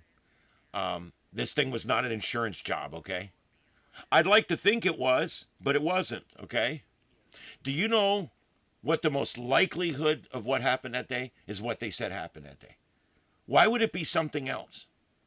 Why does it have to be the Bilderbergs or the Jews or the Illuminatis? Why does somebody always have to be bringing shit down? Look, it's Muslims, okay? It's Muslims who study the Quran, who tells them specifically in the Quran, okay, to unalive anyone who does not believe in the Quran. It's the only one of the 7 major religions that advocates for violence right in the book. All right? And that's why it happened. I don't know why we have to overcomplicate this. It's either you guys like the Muslims and you're trying to exonerate the Muslims for doing this. Is that what we're doing? Again, I ask questions like, if it was a missile, where's the plane? If you're going to come up with a theory, you got to come up with to the end. Where's the plane? And if you think it's a missile because 1,200 people saw a missile, what about the 7,000 people that saw a plane? The whole thing doesn't make sense.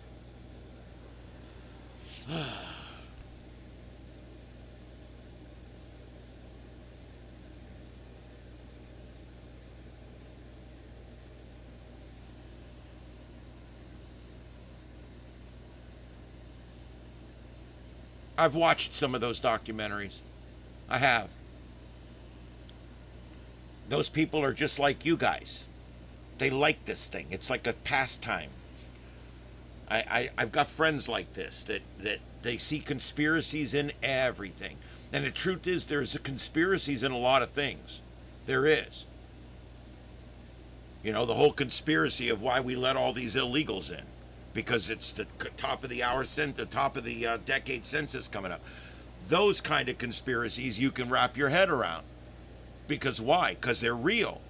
This is not. What happened that day is what happened that day. There's just no way that there's no way this entire other story that this chain of events happened. However, everybody believes that this chain of events happened because we wanted to convince them that it was Muslims. Why would we need to do that? Why we're going to kill our own people over an insurance job and then convince them that it was Muslims? The people on the phones on the plane saw they were Muslims and phoned it in. I mean, there's so much evidence that shows that what happened is what happened. That it's a stretch. All these things are a stretch. You're telling me the millions of things that all happened that seem to make sense are all out the window because of 2 passports, 1 building that collapsed later, and some explosions that were heard by firefighters before the building came down. Yeah. And they just took out an insurance policy. I mean, guys, seriously.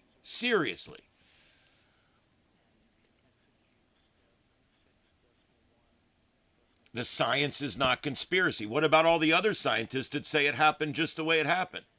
See, you believe scientists as long as they're your scientist. That's the problem. Nothing I could ever say, nothing that anyone could ever say will convince you otherwise. You have made up your mind. You find that it's either because you like the Muslims and you don't want them to be blamed for this, or because you hate our government and you want them to be blamed for it. What's your motivation? What motivates you to keep jumping through all these really crazy exotic loops, to keep putting all this together in some kind of big conspiracy?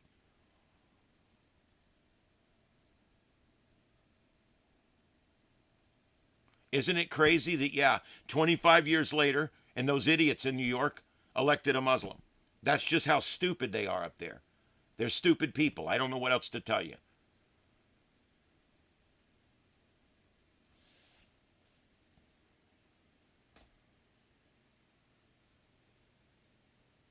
Yeah, I mean, a lot of people just, they get off on conspiracy theories. It's cool. I mean, if it's your thing, it's cool. It gets under my skin a little bit in here because I try to do straight up science and reality here. I try not to go crazy. And I'll talk about conspiracy theories. Okay? I just talked about this one for 40 minutes. All right? I'll talk about them all you want. But I also believe it's a waste of time. I think it's a waste. Because no matter what I ever say, it's not going to change your mind. And the facts are not there to change mind. So we're at a stalemate.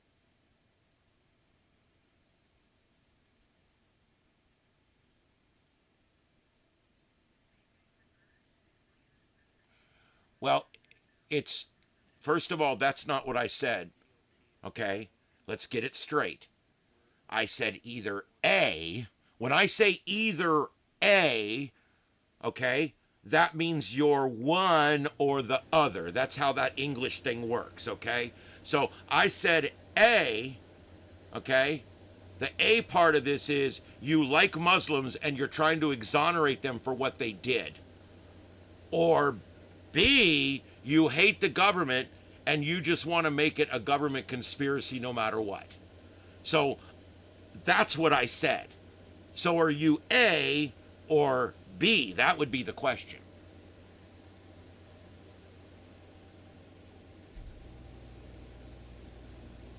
No, you studied what a bunch of fruitcakes online told you what happened.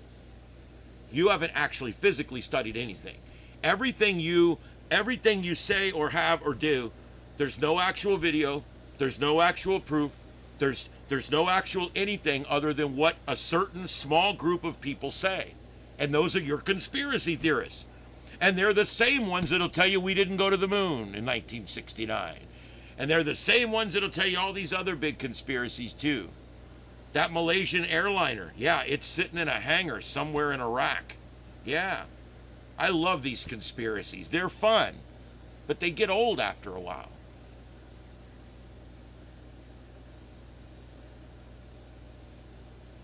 You're saying it was not 19 Muslim hijackers. So the people on the planes that called their loved ones on the airphones and told them that Muslims just took over the plane were lying? Were they part of the conspiracy? Were they lying? The plane that went down in Pennsylvania, were all those people that called on the airphone lying to their company and lying to their family that they were hijacked by Muslims that were speaking Muslim, some kind of Muslim language? You tell me. Who was it?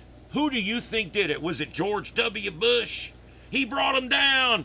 He brought all them bills. He planted dynamite up there. He had the CIA put dynamite in floor number 63, and then they strategically put, it's just, it makes you sound crazy, actually.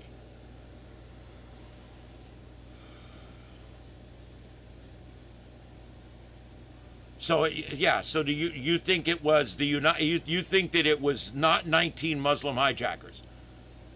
So you're trying to exonerate the Muslims. We know this happened. We know who did it. But no matter how long I talk, it's not going to change your mind. Because for 20 years you've thought this. And where most of us have climbed out of the hole and realized, wow, oof, geez, that was a mess. Yeah, what happened that day is what happened that day. 19 Muslim hijackers hijacked 4 planes and killed a bunch of Americans. That's what happened that day. And why do we need to make it something else? That's what happened. It's stupid to think it was something else. It's the path of twice or 100 times more resistance.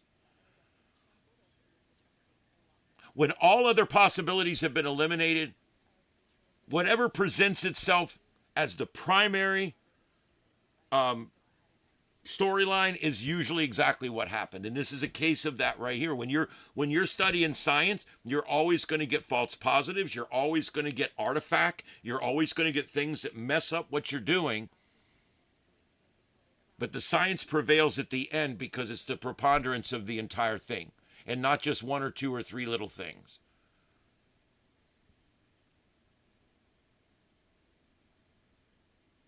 That's fine.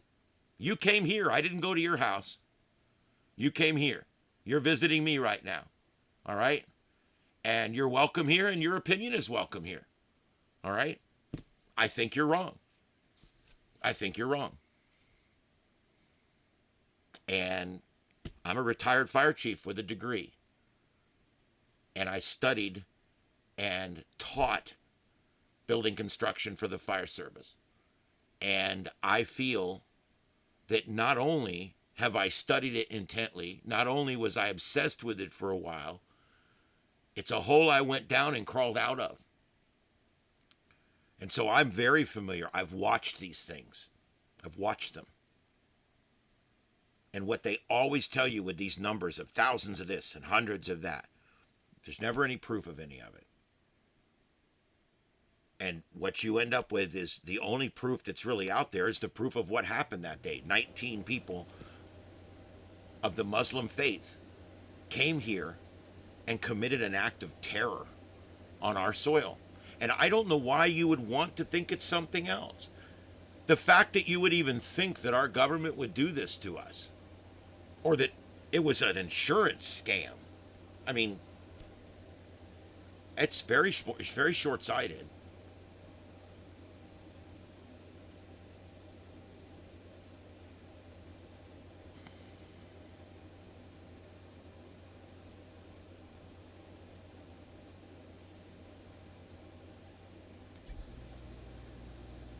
What, do you want me to pull it up right now? If you'd like, I could set it up for tomorrow night's show. I could show you all kinds of examples. Steel fails at 1,000 degrees. Most residential fires burn at above 1,000 degrees. Yeah, I don't know where you get this from. We have steel buildings that burn, and when the contents inside a steel building burns, the steel building a lot of times will fail and fall down, just like any other kind of building. In fact, a steel building, like a bowstring truss, steel bowstring truss, is one of the most dangerous roofs. I used to teach my firefighters that steel bowstring truss was designed specifically to kill firefighters. I said that because I believed it. This was the most dangerous type of roof, and it was metal. Why is it? Because it's got the plate on top, the plate on the bottom, and it's got the bowstring that goes through it like that. You guys have seen them. Most businesses have roofs like this. Most commercial constructs have roofs like this. When those bowstring trusses are subjected to heat over 1,000 degrees, which can happen at a doctor's office fire or a house fire, okay? When they get 1,000 degrees, they begin to expand. They expand at different rates because the bowstring runs through like this. When that happens, you hear ping pong, and they start going. And those bowstring trusses will fail, and that entire steel building will collapse in on itself. I've seen it. I've pulled my guys out of it. Okay? Wood structures hold up better than steel structures in the short term. Those buildings were put under the kind of fire load that the people that built those buildings never even thought about. Because the building was designed with fire retardant that was put on all of the beams. Okay? That fire retardant is designed for an office fire, burning at 800 to 1,100 degrees. That fire retardant coating could actually provide some protection to these girders and things until the firemen and the sprinkler system can get there and put the fire out. That's what it was designed to do. However, we flew a plane that had tons and tons of fuel, aviation fuel on board. Suddenly, we're burning a fire that's burning at almost twice the temperature of the fire that those buildings were designed to survive. And the buildings were designed to survive a fire on a single floor. We suddenly had fire on 7 floors. Okay? So what happened is what happened there. Those buildings collapsed. They collapsed simply because that's what happens when you subject steel to extremely high temperatures under a load. Okay? It fails. It loses its tensile strength and it fails. Okay? It also loses compression strength, but not as rapidly. I understand this. I studied it. I went to college for this. Okay? This whole thing, all these conspiracy theories and all this other thing, that dynamite was put in the building, that's just ignorant. Building 7 was brought down for reasons unknown by the government. Really. I mean, anybody that can see that those 2 buildings fell down into the same foundation that Building 7 was sitting on. And yet people just keep saying it because they love conspiracies. Most of the jet fuel blew out on impact. I disagree. I vehemently disagree with that. A lot of it was expelled out the other side and it burned as it was expelled. But a majority of that fuel remained in the building. Fuel is lighter than water, okay? When fuel is vaporized, it doesn't move anymore. It stops.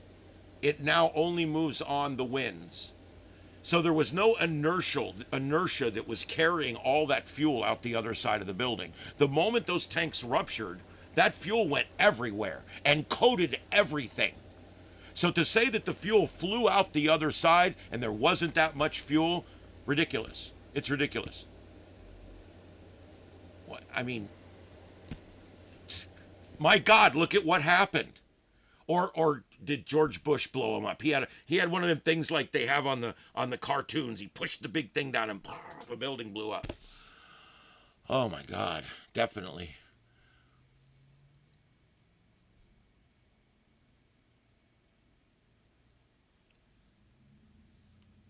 It blew out the window. Is that what you're talking about? I mean, because it didn't blow out; it was burning.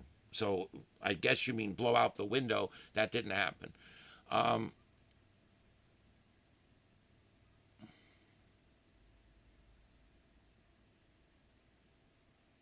The fuel burned up within the first 3, 4, 5 minutes of impact. That's correct. And by then, the temperature on those floors was well over 1,000 degrees, which is the failure temperature of the girders. Yep. Yes, it is. You're correct. JP fuel. Yes, it's a hydrocarbon. Mm-hmm.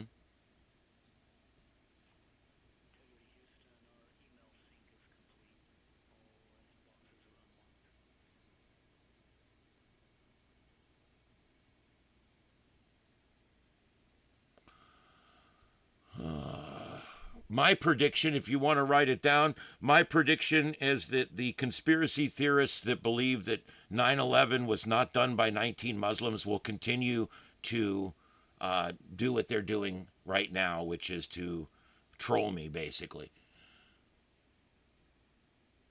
And I'm pretty sure that's all you guys are doing, but that's okay, because you guys have really helped my algorithms tonight, and I appreciate it. And when you say, why do you think I'm a leftist just because I believe in 9/11? Well, it's simple. The left has lost all touch with reality. And believing that 9/11 was something other than 19 Muslims hijacking 4 planes is whacked. And so, it's a pretty logical conclusion to jump to that if you'll jump to that kind of thing where you think that there was something else that happened that day, then you probably believe in all that other liberal bullshit too.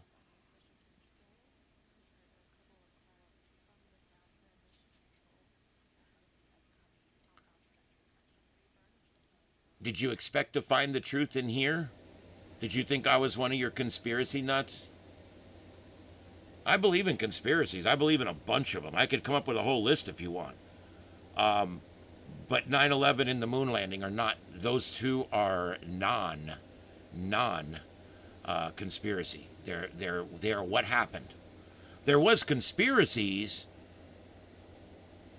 but not what you're saying. I mean, there's things I would still like to know from 9/11, like who, people got access to things, and you know, how did these people do this and that and the other thing. But there's no large-scale conspiracy. It's just not. It just doesn't happen. It's not there.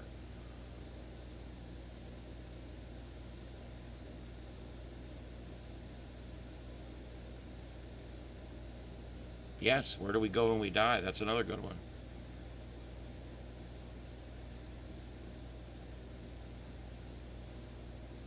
I'm glad to hear that you think we went to the moon. I'm glad to hear that. Because that's another one where I could go on all night about it. About how much more difficult it would have been to fake it than to do it really. Now, there's a conspiracy that we can talk about all night. Yes, the last Apollo mission, they went off the radio for 35 minutes, went down into a crater. They picked up a rock that looks like C-3PO's head. They returned it to the spacecraft. They turned back on their radios. They had an early departure, and they came back, and we canceled 3 more moon missions. One they'd already built the ship for. So you want to talk about a conspiracy? I'll talk about this one all day long. They found something up there. They sure did. And we still don't know what it is. We have a photograph of that crater right before they went off comms and went on an extracurricular excursion. They went down and got that robotic head or whatever it was down there, that piece of metal or piece of material. And then we never went back. Whatever it was scared the shit out of them. That's a conspiracy that we can talk about. See, I'm not anti-conspiracy. It's just I'm anti-conspiracies that I have studied myself for years and have become absolutely convinced that they're bunk.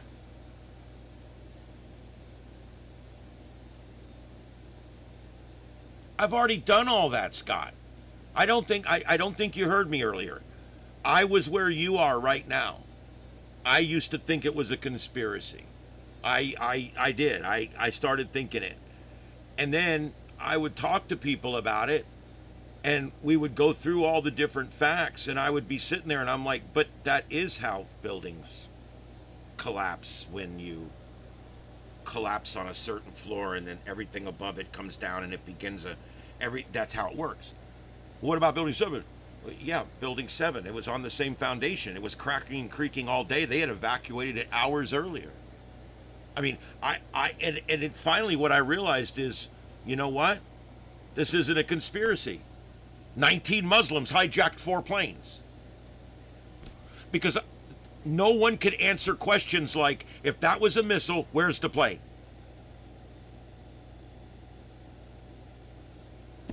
If that was the missile, where's the plane?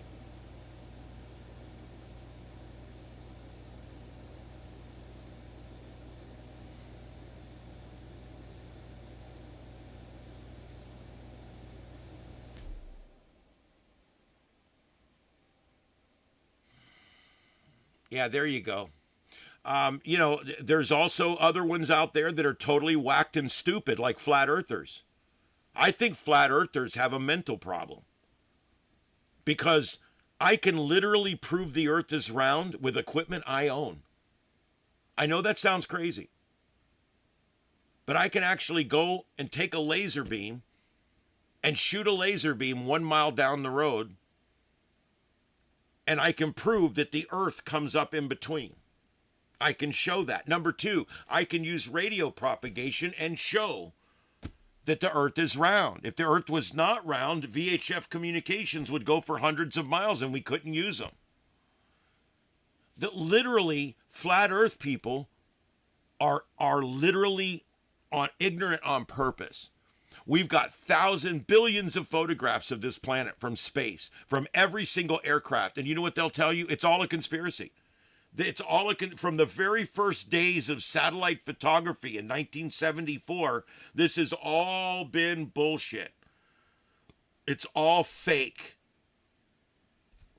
And I'm like, well, what if I fly west? If I fly west and I keep flying west, I'll end up here again. And you know what he says? Yeah, I did this on the air, by the way, on my other channel.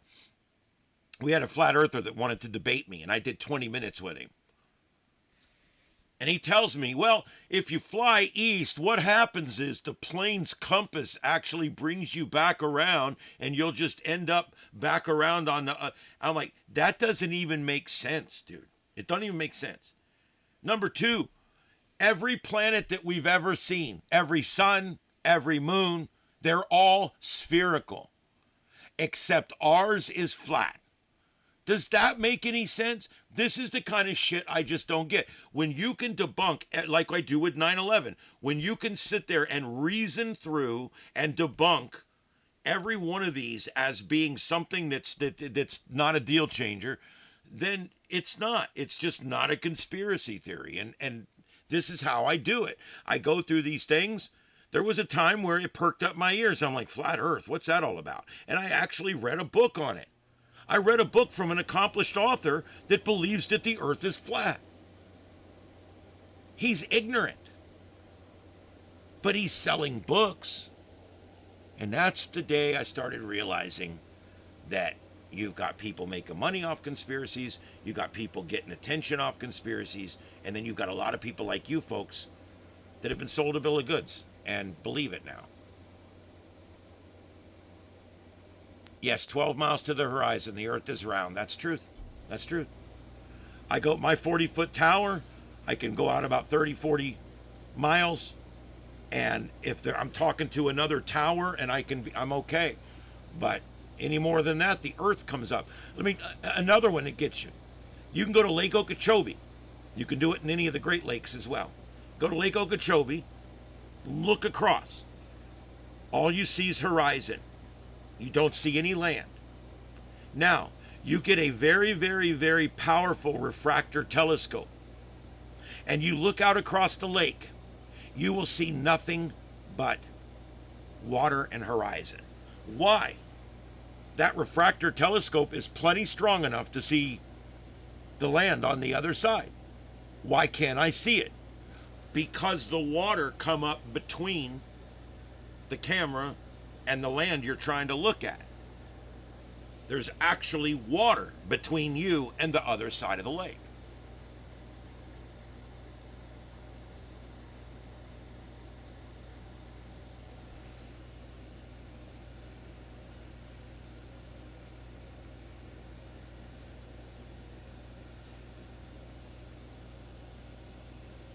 That's correct. You're absolutely right. Singwin Unbra, you are absolutely correct in what you say. Nature replicates itself, and any body in space that's in space, any collection of matter in space will eventually turn into a spherical planet or a moon because of the way things work in space. So basically, a flat earth would have to have been made by an intelligence or something. It could not have been made by nature. So if you're saying you're a flat earth, if you believe in flat earth, then you believe that the earth was made by another intelligence.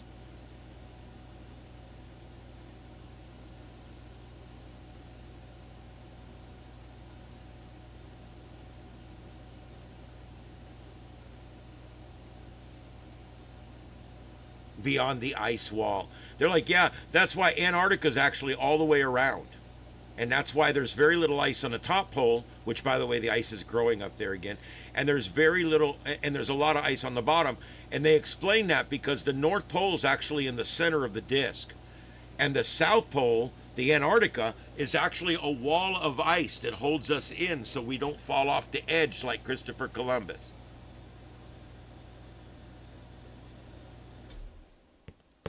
That's why I said I just, I'll listen to a conspiracy and we can go with it all day long. But eventually through my knowledge, my experience, my education, my gut feeling, I'm going to know one way or the other, and I'm going to react accordingly.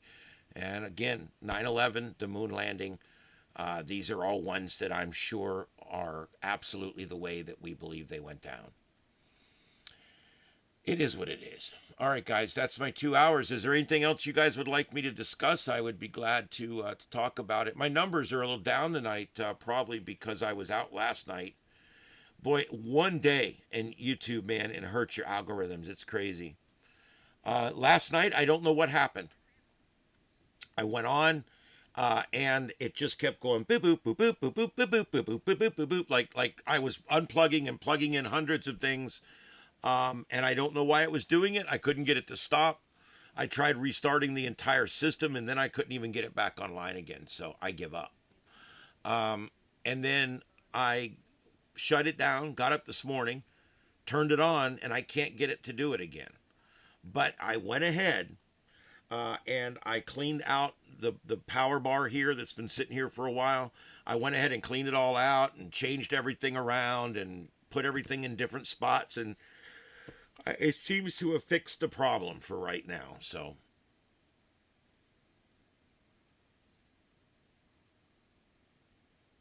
yeah.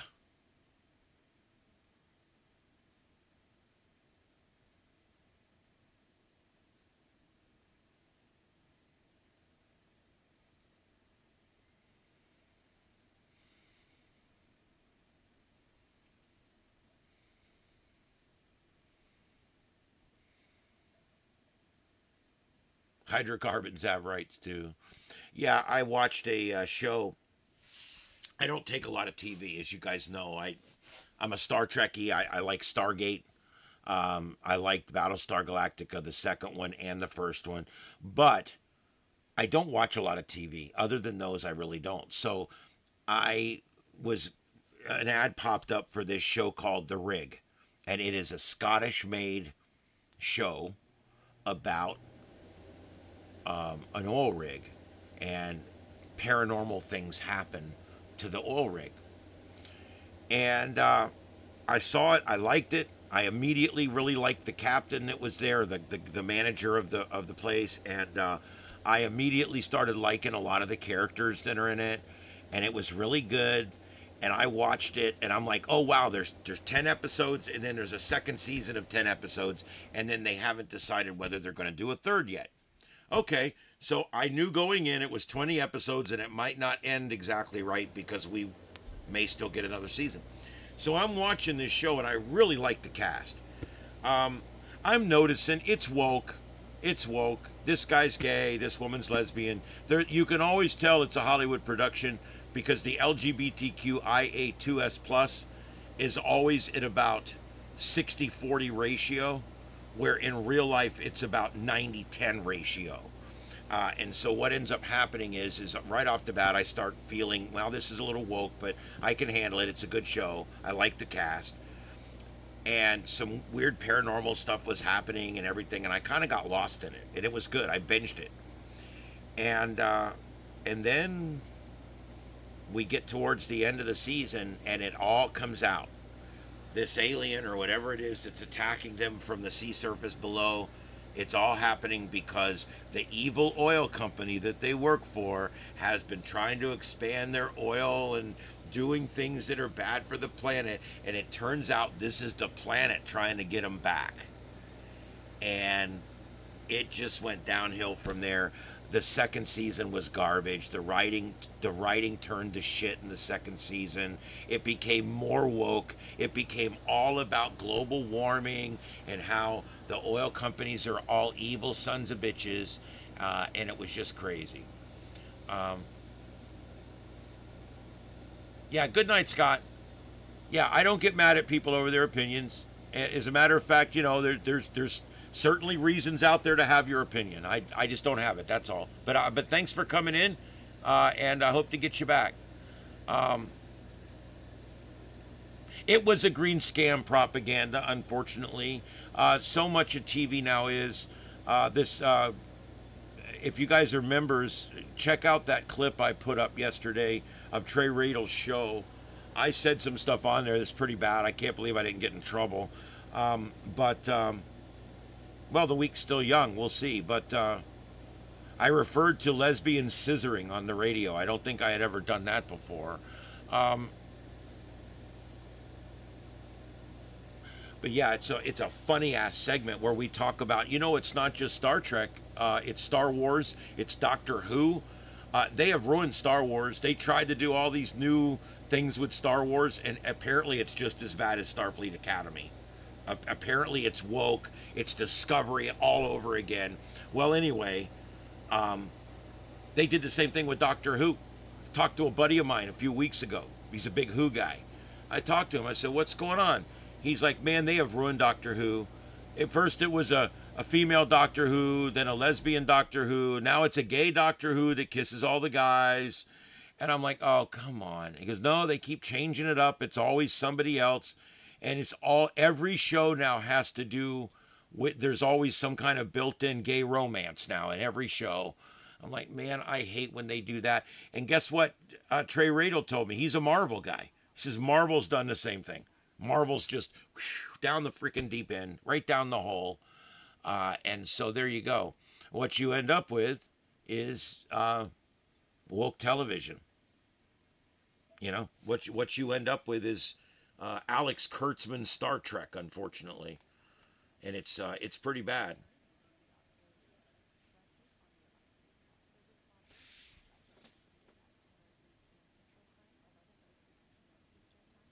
That was a weird sound from over there. I don't know what that sound even was.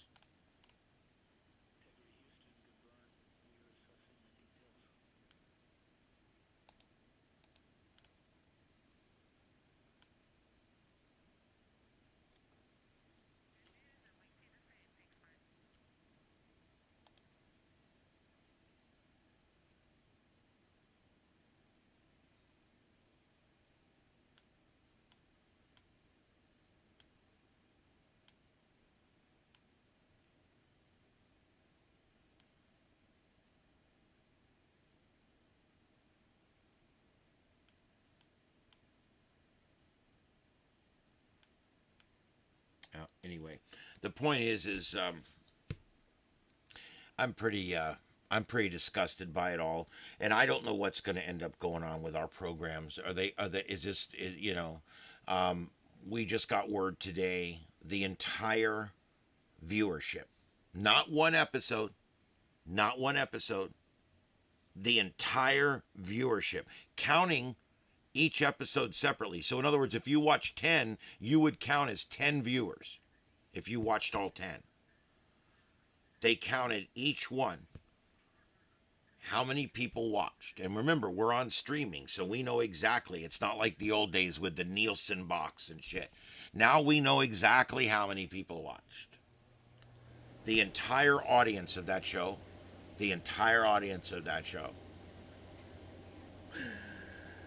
Was about 200,000 people. And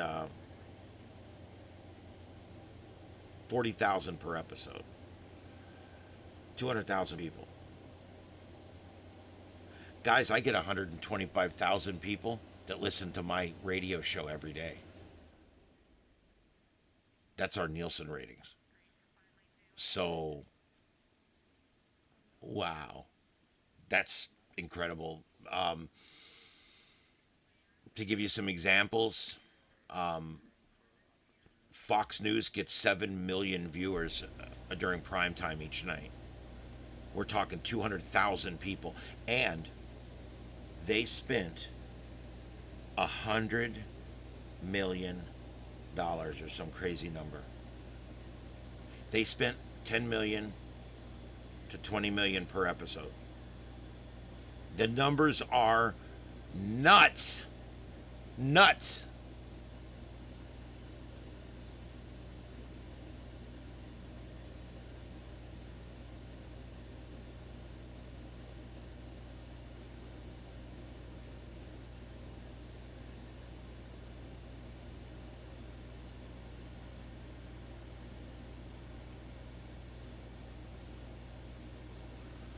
Oh boy, let's see what else we got going on. All right, yeah, we're doing a little thing where we're taking everybody's prediction. We're gonna do it probably one more night after tonight. We're just taking everybody's prediction, and then we're gonna hold those. And at the end of the year, we're gonna see how we're gonna rate everybody on how right they were on their prediction. So it's gonna be kind of fun. You don't have to do it, but it's something we'd like you to do. And it can be crazy too, you know. It could be something crazy like they renew Starfleet Academy for a 3rd season or something crazy that we know is not going to happen. Yes, I think oil could easily be under 70 a barrel by the end of the year. Absolutely, I do.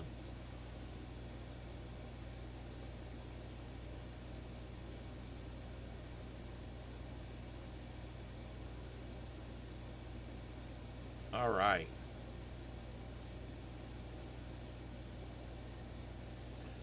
Let's see what we got here.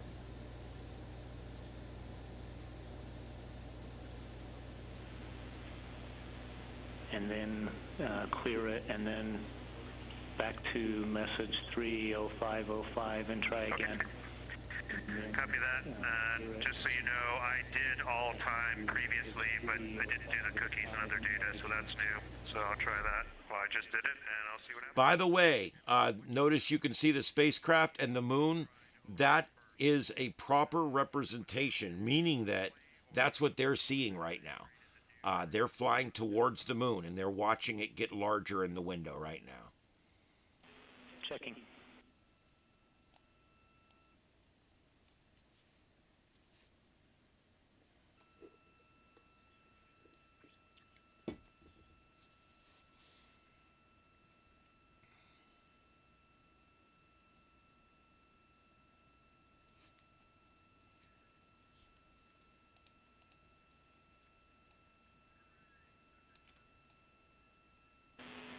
Jeremy, try the original shortcut first.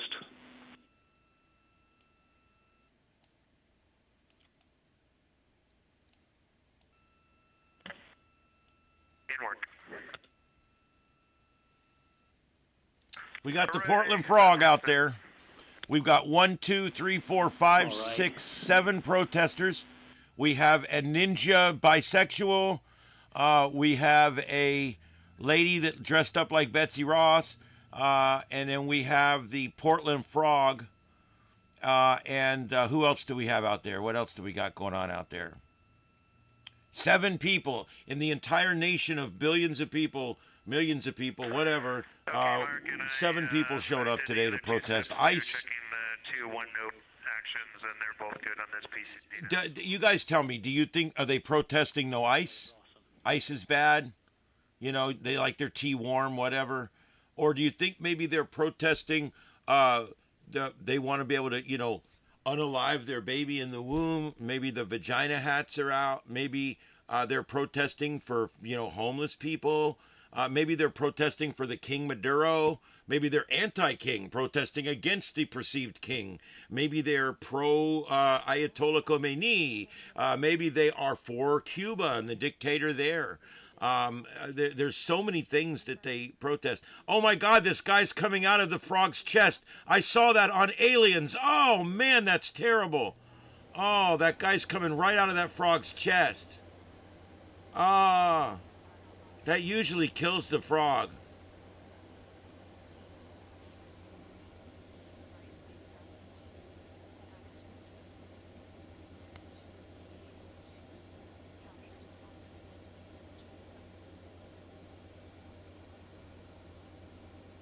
Yeah, they have no idea. That's the whole thing. The whole thing with these Portland protesters, they truly have no idea what they're doing. They don't seem to understand. All they do is they show up out there because you know what it is, guys? A lot of people don't realize this. It's a social thing. This has become a social construct. These people show up out there because that's where their friends are. That's where all their friends are. Their friends are all they're all out there, so they show up to go spend time with their friends. That's what they do. And you can see them. And then, of course, the rich people bring them food and bring them all the supplies and signs and everything they need. and all they have to do is just show up and just do their ignorant shit.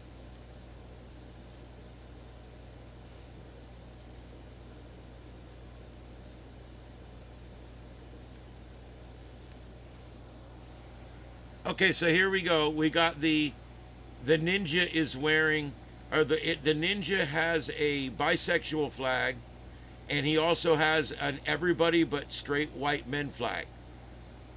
That's that one that's got the stripes down it, and it's got the chevrons coming in on the side with the circle.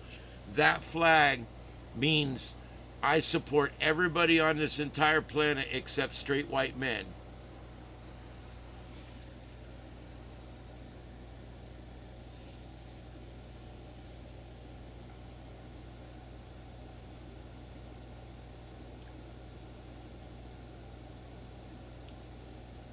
One, two, three.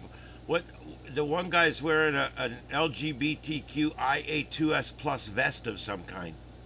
It's so hard to say that. Why could? Remember back when it was just gay? Wasn't that easier?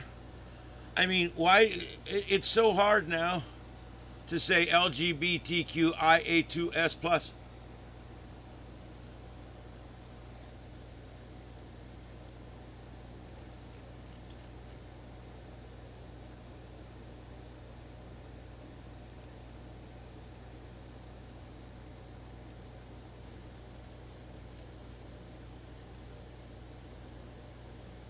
Do you guys think the Trump and all would help these people?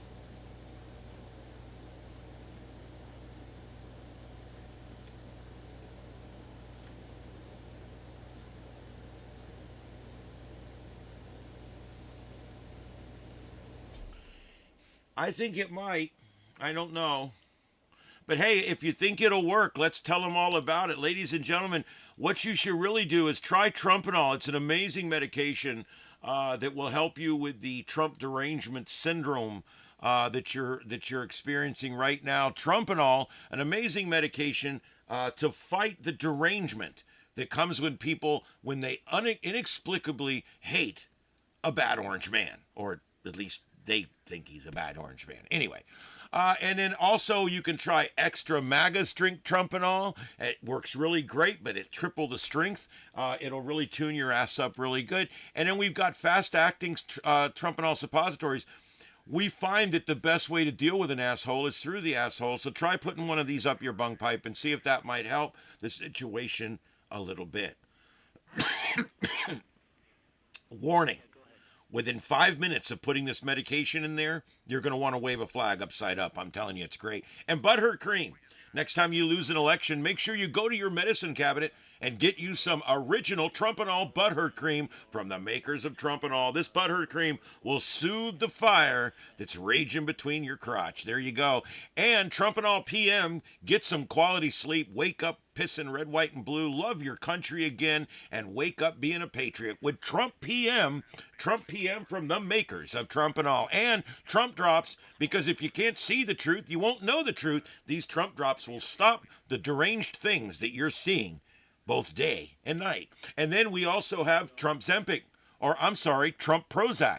This Trump Prozac is amazing. This is a long-term care product. You literally take one of these a day, and after about 30 days, you won't have any, you won't have those sudden urges to run down an ICE agent. It's really good. You should try it. Trump Zempic, Trump Prozac, whatever it is. I keep saying the wrong thing. And MAGA ears. Have you ever wondered what it's like to hear bullshit all the time? Well, if you've listened to CNN, you know this stuff will help you. When you put these drops in, suddenly CNN will start to sound like the bullshit that it is, and MSLSD will sound really, really bad. And then you've got Trump and all overreaction ointment. This ointment is specifically designed to be used by people that have been marching up and down in front of the ICE facility there in Portland for so long that they literally have rubbed all the skin off their poor little liberal crotch. And now they need some Trump overreaction ointment. This works for rashes that sometimes come from useless protesting. It also will help you with rashes caused by the loss of a big election, maybe even by the popular vote. And It also will help when you've been running for hours from Bad Orange Man. It'll help soothe the fire in your pants. Try it today. Trump in all overreaction ointment. And ladies, we didn't forget about you. Are you having Trump derangement syndrome and it's that time of month? I don't need to say anything else. Let this cool your uterus. It's good stuff. And next up, Trumpicane. If you have pain in anywhere, this will work. Trumpicane, one of my favorite canes. This cane will go out and fight the pain that's caused by Bad Orange Man and by any of his policies that might injure you. When you find yourself injured by a Trump policy, just simply liberally apply some Trumpicane to the affected area. And next thing you know, you'll be feeling much better about everything. And Trumpetol. This is a new medication called Trumpetol. And Trumpetol, what makes it really special is the fact that it has a very fast applicator. This is for a serious problem. When someone totally freaks out and they're driving over ICE agents and you got to get them to stop. This stuff will do it. It'll help them.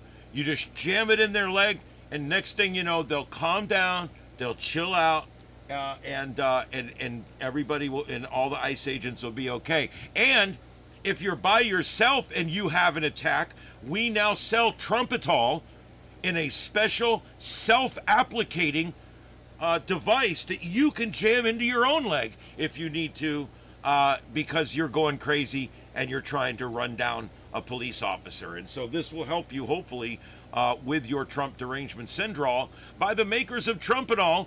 It's a sedative for people with TDS called Trumpetol. Next up, Preparation Orange. Again, the center point of the problem here is the asshole.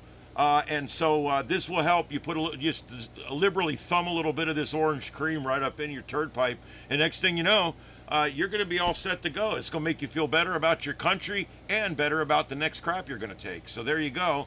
Also, we have Trumpicid. Are you upset? Is your stomach upset? Is it upset because Donald Trump's president? Every day you see him on the news and you get upset to your stomach. You can't eat your meatloaf. Not meatloaf. You would never eat meatloaf. I'm sorry. You can't eat your kale, and the kale won't stay down.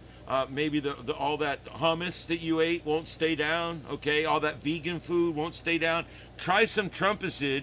Trumpicid is made out of meat byproducts. And it will help your body deal with all that vegetable matter that you shoved in it. Try some Trumpicid today and see if maybe it'll help with this gastrointestinal reflux disease that's caused by psychotic liberalism and ignorant socialism. So try some today. That's Trumpicid by the makers of Trumpetol. And next, we already did that one. Next up, Patriot patches. Listen, rather than swallowing pills and having relapses 3 a.m, you're running around your office holding up a sign that says Bad Orange Man. Instead of all that, because the Trumpetol pills only last 6 hours, this will help you. You put one of these patches on your back and next thing you know, you're all set. This will give you, these Trumpetol infused medicated patches give you a long, steady treatment over the course of time, and they prevent you from suddenly relapsing into being a complete bitch. And so Patriot patches works really well. Try some today from the makers of Trumpetol. And Trump anti-rage rub. When your old lady comes home in a rage because she was protesting out in front of the ICE Center and the cops came out and sprayed tear gas in her face, maybe you can give her a nice, pleasant massage with some anti-rage rub from the makers of Trumpetol, and that should calm her ass right down. And if it doesn't, try MAGA MAGA, because MAGA MAGA is going to make... It's going to be huge. It's going to make your pecker great again. It's going to be awesome. You can show her who's commander-in-chief. So if you got broke dick, this is what you need. This will fix it right up. And you know what? She wouldn't be such a bitch if you throw it to her sometimes. So try some of this today. MAGA MAGA, the broke dick pills from the makers of Trumpetol. There you go. And the next one we have Trumpavol. Trumpavol is an amazing anti-inflammatory. This works on swollen egos, and also it brings down the swelling associated with inflamed opinions. That's right, it reduces the puffiness caused by Bad Orange Man. And so there you go, just a couple of these Trumpavol pills will set your ass right up. Find them at the pharmacy in the psychedelic box. And next up, MAGA wipes. When you pick that crazy bitch up from the protest, make sure you don't get any of that liberal juju foo-foo all over your car. These MAGA wipes will neutralize those Democrat morphine, whatever they are, endorphins that get all over your car. Because you know what? If you touch enough stuff that's been touched by liberals, you never know what's going to happen. These new MAGA wipes are specially designed to change the pH balance of anything they touch back to conservative. So that works really well. Try those today. MAGA wipes wipe away the liberal.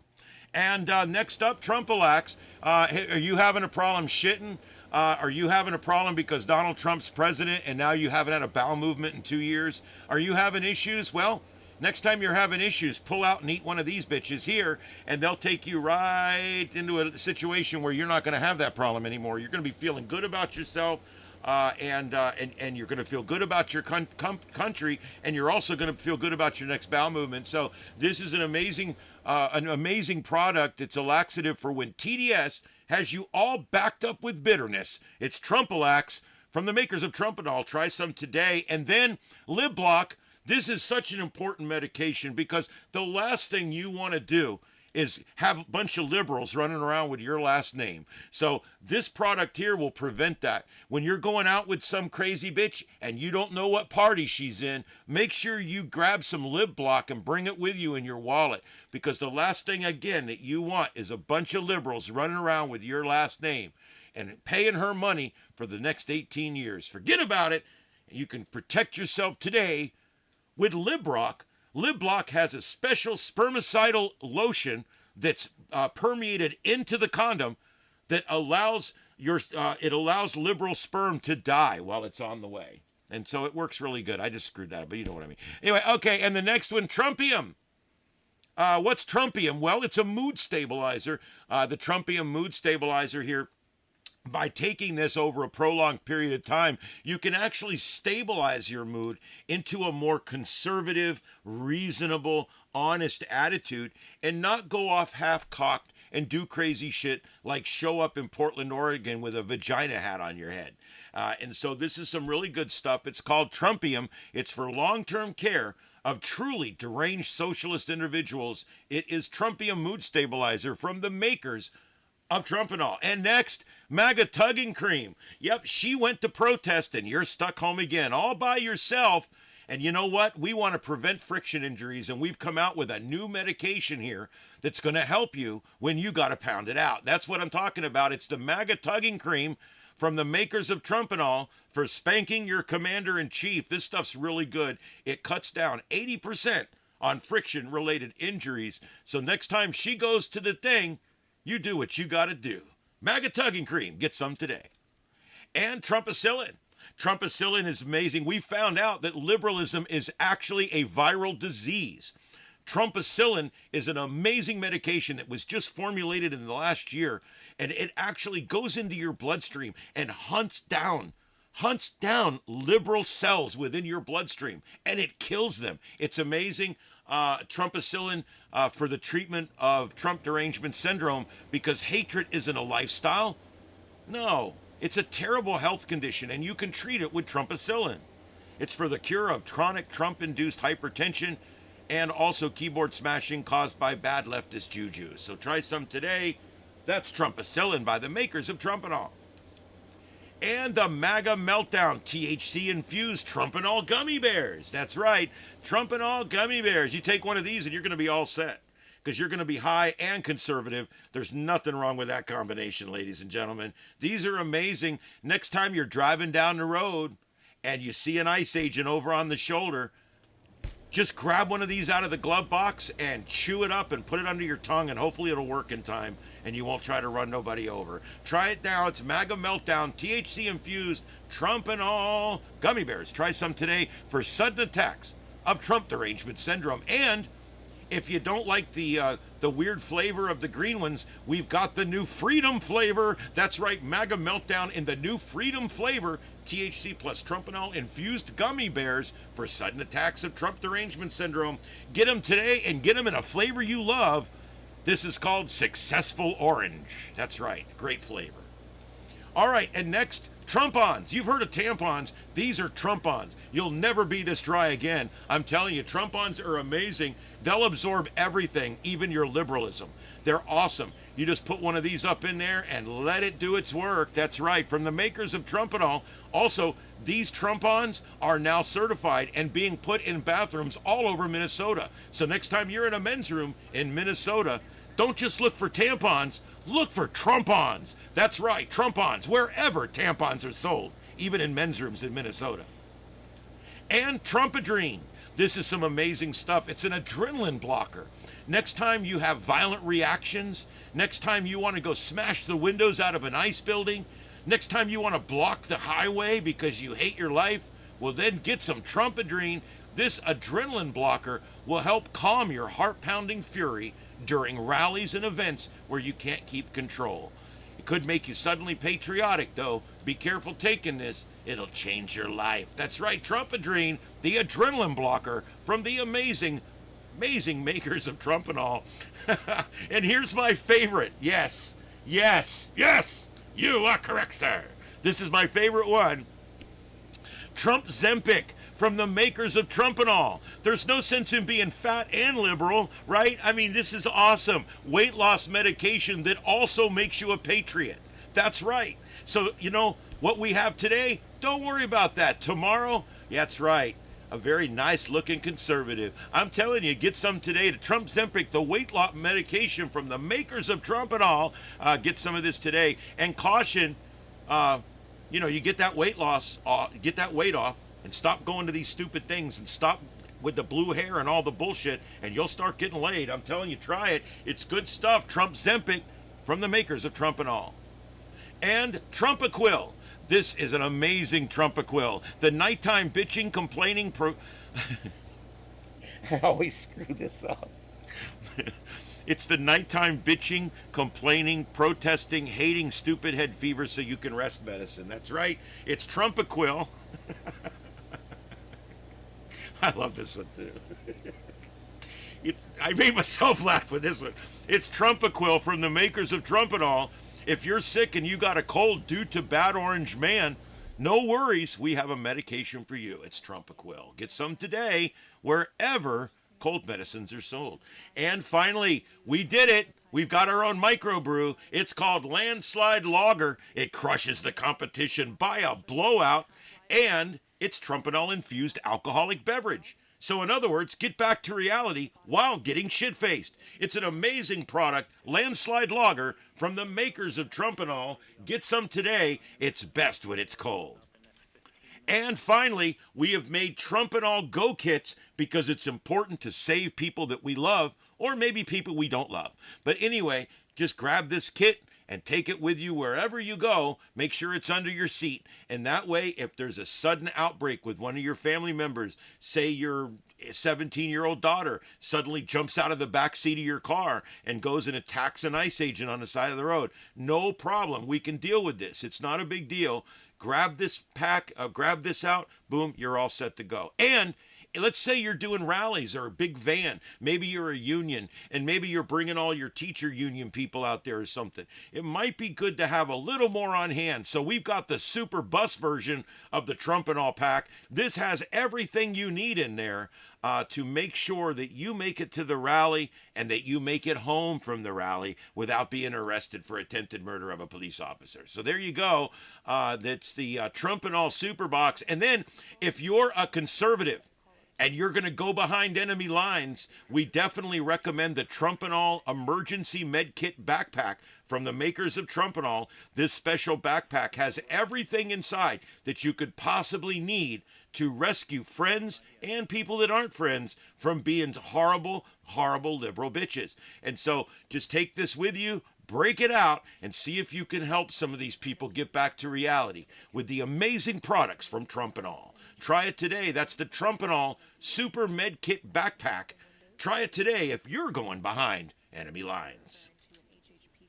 You can buy Trumpanol almost anywhere. It's available at CVS pharmacies. It's available also at Walgreens. It's available at Buc-ee's up and down the highway, right between the beef jerky and the malt-covered peanuts. It's right in between there. You'll see a full line of Trumpanol products at Buc-ee's, and also I went the wrong way. And also, you'll see Trumpanol now at Circle K stores all over the country. That's right, Circle K. It's on the way. And when you're going there, you'll find the Trumpanol line of products. Also, we've got Trumpanol now at most dispensaries, because we find that, you know, sometimes the THC is not enough to keep you from being a crazy bitch. And so now you can pair it up with another medication that might do the trick, and that's Trumpanol. Get some today wherever marijuana is sold. And also, Trumpanol, get back to reality here, it's sold at all Rite Aid stores that are still open out there. And Trumpanol here, sold in, I forget where this one is, my God, I don't even know. And here we go, sold again here at Publix stores all over Florida, and sold here at another marijuana dispensary, and sold here at Winn-Dixie. Yes, one of the last Winn-Dixies still open out there. And also, you can get them at Radio Shack. That's right between the AA batteries and the wire snippers. They have a complete selection of Trumpanol products right there at Radio Shack that you can check out today. And also, Sky King Fireworks. That's right. You can actually buy all your line of Trumpanol products at Sky King Fireworks, where fireworks are always half price. The Trumpanol, however, is not. And there you go. Buy your Trumpanol products at Sky King today while you're buying your fireworks and then crossing a state line somewhere. Okay, and then welcome back to reality. You can buy them also at Walgreens. Anywhere that there is medication sold, pretty much you can find this stuff. And it's now available at Stuckey's and Pilot truck stops. That's right. Are you a trucker at a truck stop and you had a sudden urge to run someone down? Well, get some of this stuff. It's right there in your truck stop. And notice, we've got trucker strength. This shit is 5 times more powerful. It's in the huge box. Look for it today from the makers of Trumpanol. And you can also get it here. This is at Walmart. Look at that. We've got it on the end cap there, right by Register 7. And there we go. You can also buy it at Ted's Country Store on State Road 31 near Burmont Crossing. That's right, Ted's Store. You can still buy it out there. Trumpanol, he carries a complete line of products where he still rings you up on a piece of paper. That's right, Ted's Store out on State Road 31. And you can... I keep going the wrong way. Oh, also Trumpanol products now available at all ABC liquor stores and all state liquor stores around the country.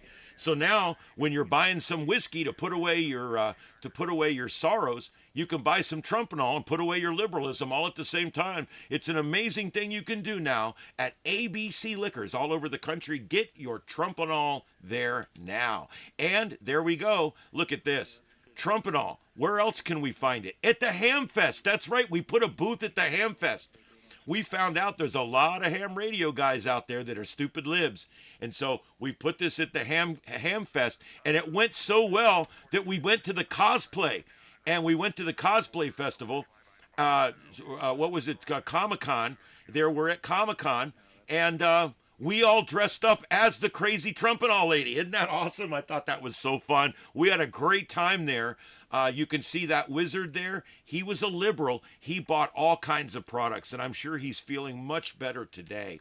And a Star Trek convention. That's right. Believe it or not, this Patrick Stewart lookalike guy came by and bought 5 bottles. So hopefully he'll be feeling better. And he does look a lot like Sir Patrick Stewart. And finally, you can also get our products at the kiosk on level 2 on Starbase 47. That's correct, Starbase 47 and many Starfleet Starbases now carrying an entire line of Trumpanol for your Trump derangement syndrome needs. And finally, we put it at the Portland Airport. That's right, we had a kiosk at the Portland Airport. It didn't go so well, and we had to pull it out. So no longer a kiosk at the Portland Airport. So then we decided, let's put one right next to the ice building. So we put one there, and it was getting robbed like every day, and they keep throwing bottles. It kind of looks like that scene from the Blues Brothers. And so we finally had to close this one down too. So no more No more Trump and all. So what we finally did was we moved into a mall that's 6 blocks away. That's right down from the Portland Ice facility. An entire store dedicated to selling nothing but Trump and all products. That's right, nothing but Trump and all products sold at the Trump and all store right there with our new location in Portland, Oregon. That's right. Trump and all. It's, well, it's some amazing shit. You should get some today. Get back to reality, liberals.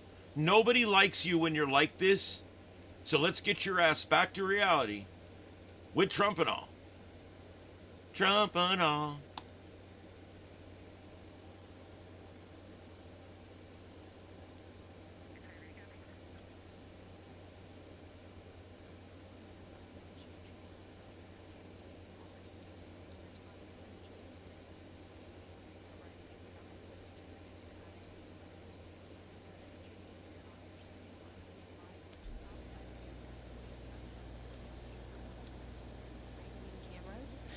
And in the bottom portion of that view, below one of those solar array wings, you can actually see the moon there.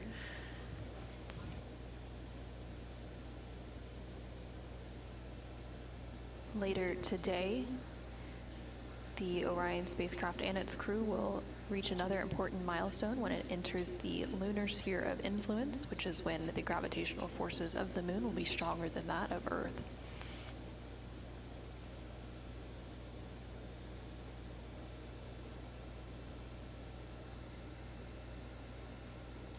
Yes, I do have a jingle for Trump and all. Trump and all, welcome back to reality. Do you have a family member? That's it.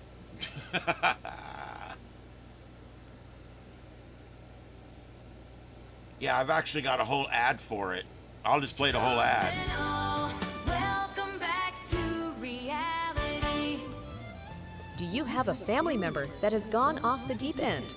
Lost all connection with reality? Are they suffering uncontrolled crying and an unexplainable hatred for Donald Trump? Do you want to get that loved one back?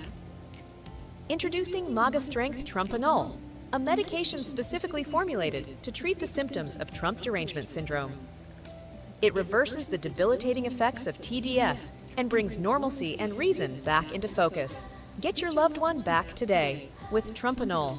Side effects include sudden onset of personal responsibility and a strange desire to pay your own bills, uncontrollable urge to say thank you to service workers and law enforcement, mild to severe improvement in critical thinking skills, may cause enthusiastic patriotism, flag waving, and an inexplicable urge to get a job or start a nuclear family, increased tolerance for differing political opinions, sudden appreciation for border security and law and order, temporary loss of victimhood identity, patients report feeling oddly empowered instead, development of a functional sense of humor about political figures, may develop immunity to corporate media fear porn, may cause you to stop virtue signaling on social media and start building something real in the physical world. Do not take if you are allergic to winning, common sense, or constitutional republics. Trumpanol, the leading treatment for acute Trump derangement syndrome in adults. Get Trumpanol today, wherever psychedelic or hallucinogenic drugs are sold. Stop being a crazy bitch. Get Trumpanol today. Trump and all, welcome back to reality. You can really see variations in terrain. There's clearly some large elevation changes on the western edge that's at the Terminator area. The view that we have now at the center is Grimaldi. It's almost dead center. It's just slightly south of center. And Oriental is not quite an orthogonal view, but we're able to really see into it, and you're starting to be able to differentiate the colors that are not the differences in the gray that are down in there. Like there's a dark gray V on the bottom, and then a light gray V on the top in the center of Oriental. And the lighter gray actually matches the rings that are out to the northeast, and the dark gray V in the bottom matches the part of the ring that's very easily visible in the southwest. Also, Grimaldi is the darkest that I can see so far, and then there's one spot that's just to the northwest of Grimaldi that is also very dark. but it really makes Procellarum and Oceanus look lighter. The grays there almost look like looking down on a forest where you can kind of see variations, splotches between light and dark gray. It doesn't look as consistently dark as it does from so far away. And the variation and all that mare, there's a lot of detail in the variation in the dark grays in that mare, and it really stands out now because Aristarchus is so bright in the center of all of that. But again, the biggest things that stand out to me are the size of the moon out the window to the naked eye and the terrain that I can see on the western limb due to the Terminator. I love the Terminator.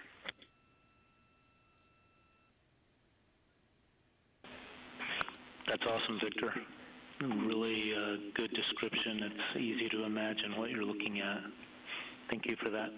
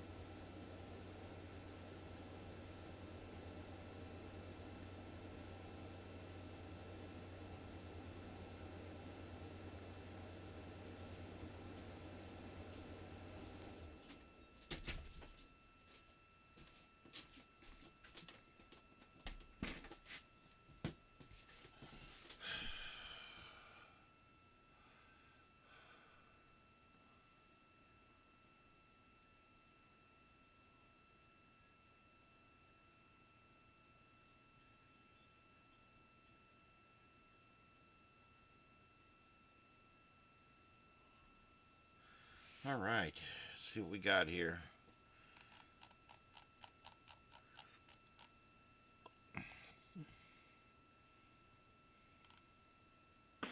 Integrity Houston, heads up, 2-minute warning till we maneuver back.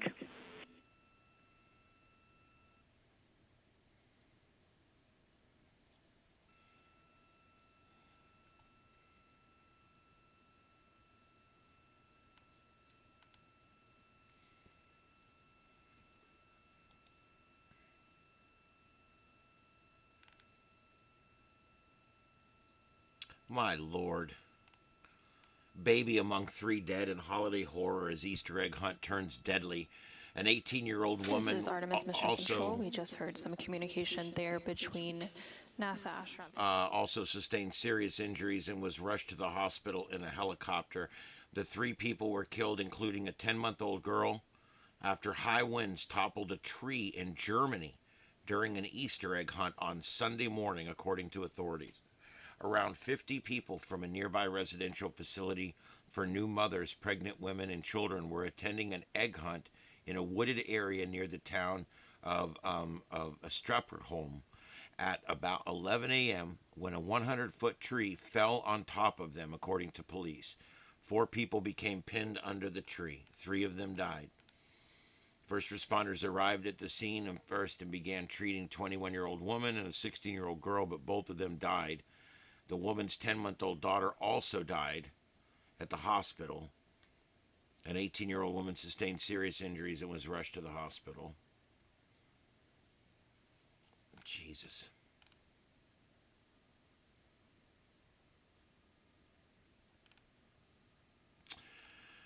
You just never know, man. You go to a park and you have Easter egg hunt with your kids and a tree falls on your family and kills them. What the F, dude?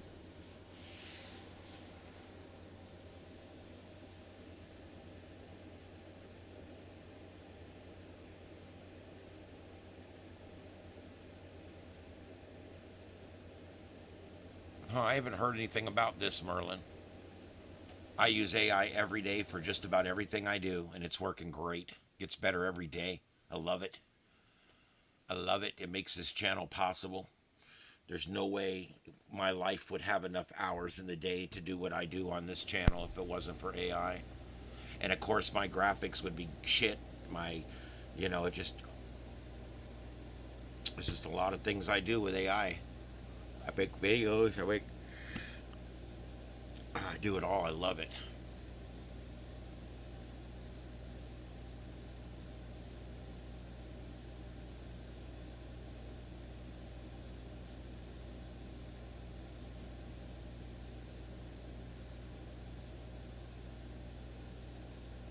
Well, that's why I'm slowly switching to Linux. I'm switching to Linux Zoran.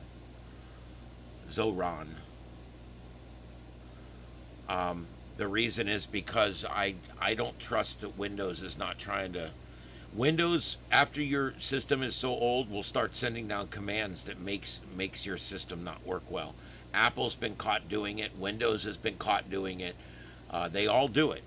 Apple will send down, when your phone's old and you got a 6 and you should have an 8, or they think you should have a 9 or whatever, and you're still got a 6, they send out a command to all the 6s that make them work really bad, make them all start having glitches and problems. They do it on purpose to get you to move to newer equipment.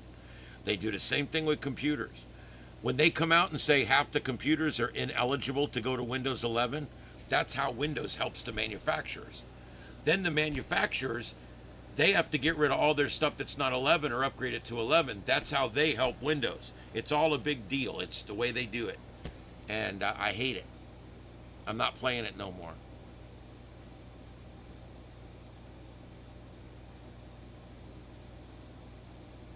Well, it is true. There's going to be two kinds of people in this world. There's going to be people that reject AI. There's going to be people that reject it for helping them at work. They reject it for helping them at home. They reject it when it comes to getting an autonomous aid. They reject it in every form, in every fashion, and that's perfectly fine. You can live like that if you choose. But it's no different than the person that resisted the computer. It's no different than the person that resisted the internet. It will eventually win out. It will be in every home. It will be doing everything. So the whole resistance is futile, to quote the Borg. Number two, if there's something coming and you're scared of it, or you are worried about how it's going to handle things or whatever, the best thing you can do is to be as familiar with it as possible. You want to be on it. You want to be on top of it. You want to be there to and be working with it, and be. I want to be a part of it instead of being one of these people that are naysayers that hate it, and they always go around the AI is evil, it's bad. Let me tell you something. AI is coming whether any of us like it or not. China's on the cutting edge with it, and so are we. And there's about 10 other countries behind that. And I'm telling you, whoever wins this is it's big. This is big. And we can't do anything in this country to stifle it. We can't do any of that stupid bullshit regulation that our country always seems to get involved with. We have to let this go at 100%. Why? Because China's pushing it at 100%. And the only thing that's going to keep us ahead of China is being further ahead on the AI, and us being better using the AI, and being part of the future instead of trying to hold on to the past.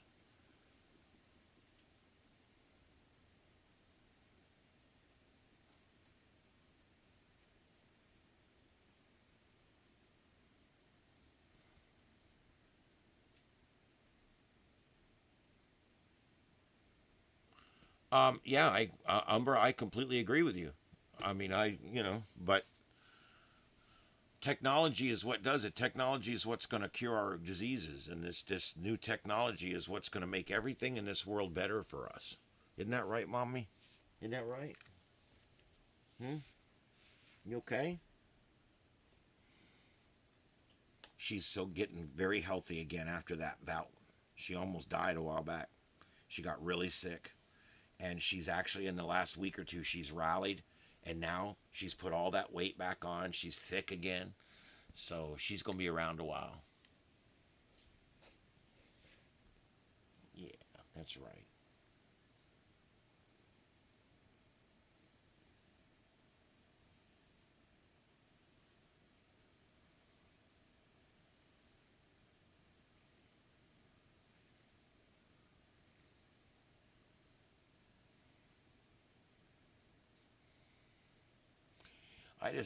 I just think it's just dreadfully important that we stay on top of this technology. Yep, there's Mama Bleep. Mama Bleep.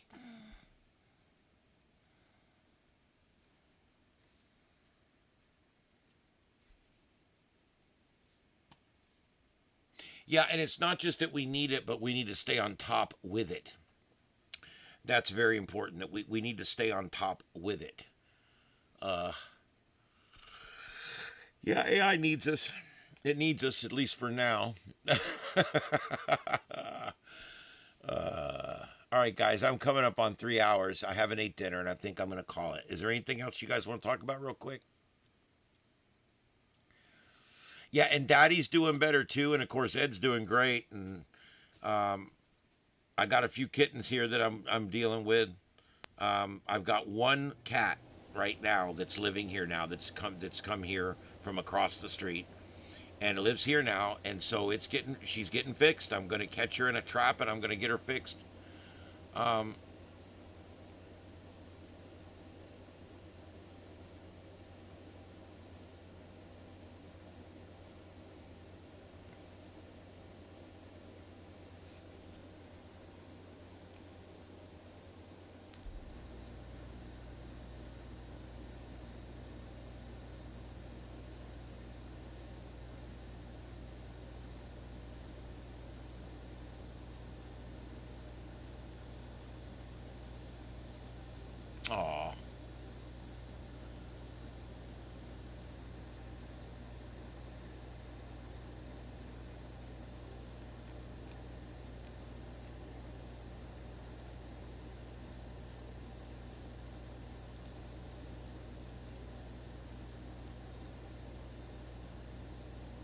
There's that video that was just put in the chat room.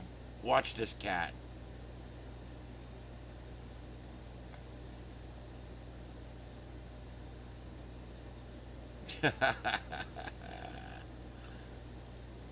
I love that.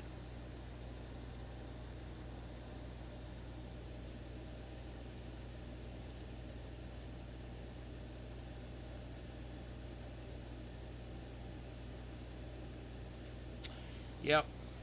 Yeah, if anybody has one of those old orange clocks, they used to have a white clock with an orange light, and the second hand would go around really smooth.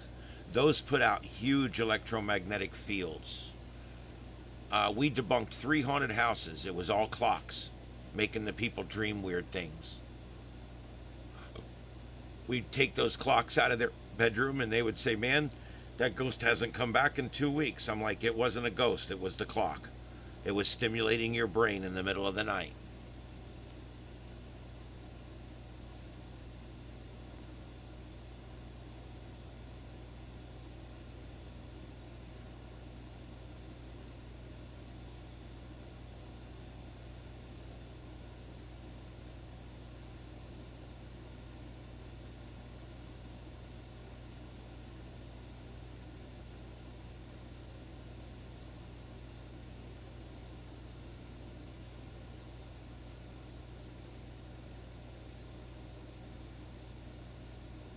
There you go. Yeah, most alarm clocks are fine. It's just that one kind of alarm clock that had the smooth second hand, it plugged in with a little lamp cord. Those particular clocks, we were finding they were a real problem. We also debunked another haunted house because it was the windings in a pool pump. People would come stay at their house, and every time people would come stay at their house at 3 in the morning, they would wake them up and say, I just saw a ghost in the bedroom. Something happened. And people that didn't even know that other people that had problems there had the same problem at the same time. You know what it was? At 3 in the morning, the pool pump comes on for a couple of hours to circulate the water. And the windings were bad. And that pool pump was about 2 foot from this person's head. And that pool pump would come on and put out a huge electromagnetic field. We found the same thing in room 118 at Clewiston Inn. There's a 3-phase line that runs under the bed. And everybody in that room would wake up in the middle of the night and they would see something in the room with them. Well, it's always that same room. Why? because there's a large electromagnetic field coming up through the bed. And does it ruin you? No, but it stimulates your brain while you're sleeping, and it makes things seem real that aren't real. It makes you see things that aren't there. It makes you feel paranoid and feel upset and things like that.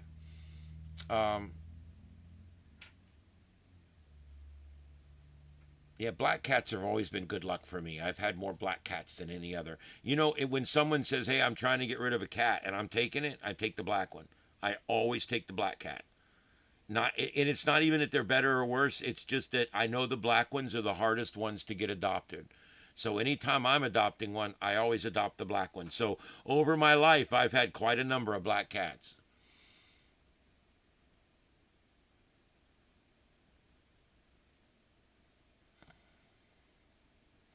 Oh, Merlin, you're starting to sound like Glennis McCants, the numbers lady. I used to love when she would come on Coast and do everybody's date of birth.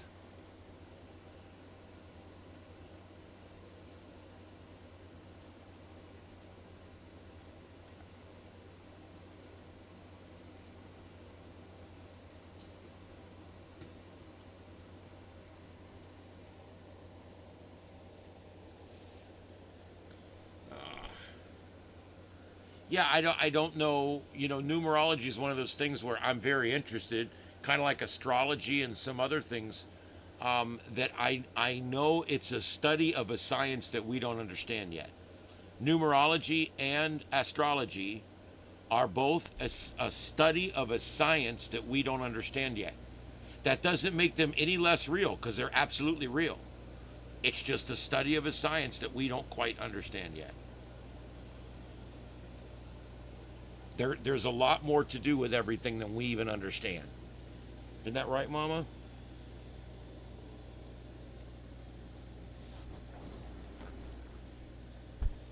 You gonna say something in the mic? She doesn't talk much. What kind of co-host is that, right? My co-host doesn't talk much.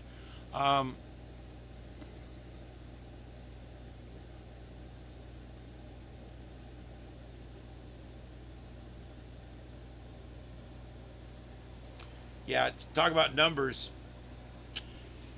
Gene Roddenberry's favorite number was 47. And it's funny because the number 47 appears an inordinate number of times in Star Trek. They're always, we're going to Starbase 47, or it's 47 miles away, or 47. Even the last episode of Discovery, Michael Burnham was picked up in Shuttlecraft 47. So it's literally every time they need a random number, they would use Gene Roddenberry's favorite number, 47. And then I find out later that number does have lots of different kinds of significances. And so now, anytime I'm watching Star Trek, I'm always looking, because it'll say like Turbolift 47, you know, or you'll be walking by a photon torpedo tube and it will say photon torpedo 047. You know, and you just know that was put there on purpose. You guys know, like, there's things on all the pipes and stuff when you're looking at Star Trek. Do you guys know that a lot of the pipes and a lot of the conduits are marked GNDN? And everybody always asks when they're walking through the set tour, they're in either Ticonderoga or in Sandusky, Ohio, at the two different sets. They always ask, what does it mean, GNDN? All these pipes are marked GNDN. It stands for goes nowhere, does nothing. It was a joke. It was a joke. And so they would number things. It would say GNDN 47. Goes nowhere, does nothing, 47.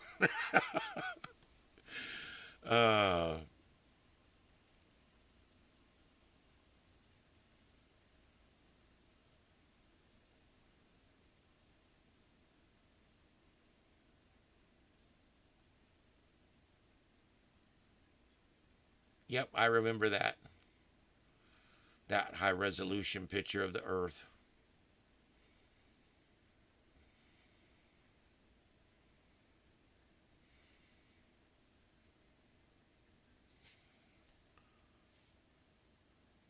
This is Artemis Mission Control in Houston, Texas. You're currently seeing a live view of the exterior of the Orion spacecraft. These views coming to you from the solar array wing cameras. The Orion spacecraft has 4 solar array wings, sometimes referred to as saws, and each of those solar arrays has its own camera. And this view you're seeing here provides a good look of the engines and thrusters that are on the service module of the Orion spacecraft. The crew is currently wrapping up their day. This is the 5th flight day of the Artemis II mission. They will be moving into a private crew conference with the flight director here in Mission Control Houston in about 5 minutes. Following that private conference, they will enter their pre-sleep period, and during this time, they will perform any hygiene activities that they need to before going to bed, and they will also eat their dinner for the day.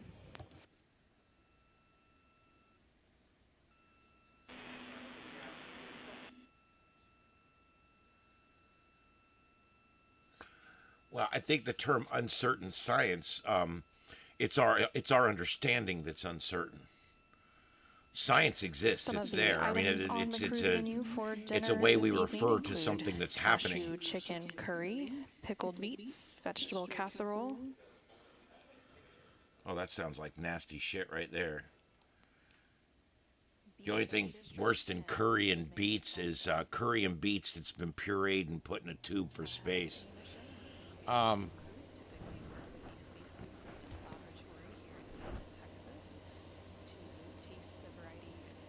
right, guys, I think I'm going to go. We're just over 3 hours now.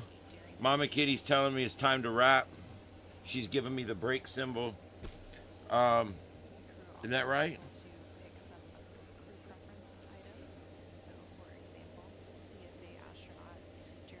All right, guys, last call for the chat room, and I'm going to go ahead and call it for tonight. The Artemis is running around the moon tonight, so if you want to watch more of this, go over to Starship Adventures, Starship After Dark, the other channel, and you will be able to find those the live video of that right now. As a matter of fact, I'm going to get the direct link for you, and we are monitoring it live over there.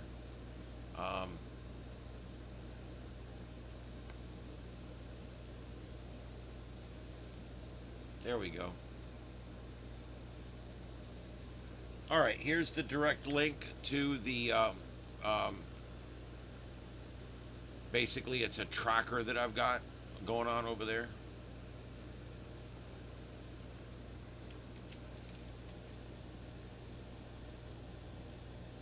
There you go. Check that out. And also give us a sub over there, guys. If you haven't subscribed yet, you don't have to hit the notification bell over there because it's a backup channel and it's all non-hosted content over there. So you don't have to hit the bell, but please hit the subscribe. All right, guys, and we'll do the predictions one more night tomorrow night, and we'll see if we can get some more, and then we're going to sounds like we're probably going to end up with quite a number of those. We'll get those all collated and put together, and we're going to go through them at the end of the year. I think it's going to be a lot of fun. I'm looking forward to it.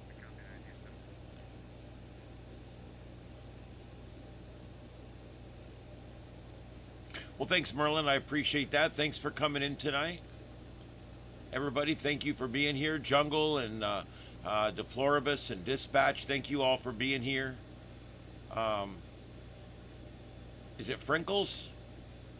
Frinkles, yeah. I'm probably pronouncing it wrong, but anyway, thank you for being here. Welcome, everybody. Hey, Kevin. That's a great thing, Kevin. I don't like to say it too much on here, but the best, if anybody just wanted to help me, do what Kevin just said right there. That actually helps more than you'll ever know. Just leave it on. And that brings the viewership number, the view duration is the most important number, and that brings it up. Good. All right. Yeah, we're gonna have fun with that come the end of the year.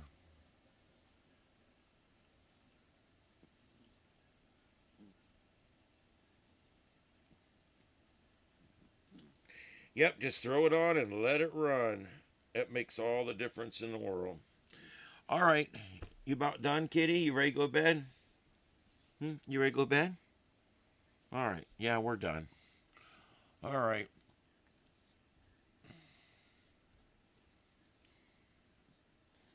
And this is Artemis Mission Control. You just heard some communication between the Capcom or capsule communicator here in Mission Control, which for the Orbit 2 ship currently on console is Mark Reagan. All right, guys, I'm gonna call it. It's been a 4-minute song and then the closer, and then we're done for tonight. Thank you, everybody, for being here. My name is Ian. This is the Sights and Sounds of Earth. We'll be back again tonight. It's 8 minutes after midnight Eastern time, so tonight we'll be back for another episode of the Sights and Sounds of Earth right here on Starship Adventures, broadcasting on YouTube worldwide on the largest broadcast platform in the world. And we'll see you guys tonight at 9 p.m. for another episode. Good night, everybody, and sweet dreams, and we'll see you tomorrow.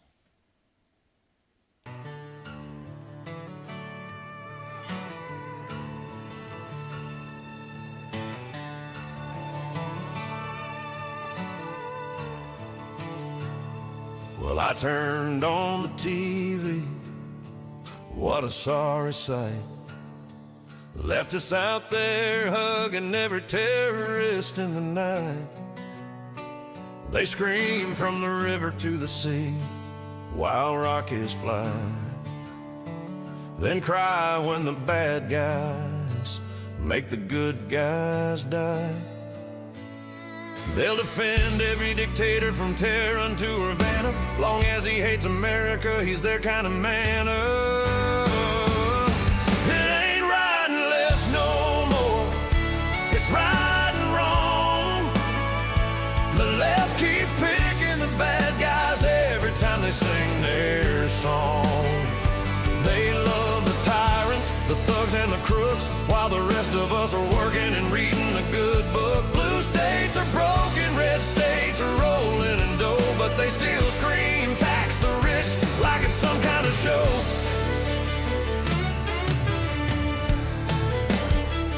They march with blow-up rats and rainbow capes, blue-haired Karens and beta males in their safe space parade.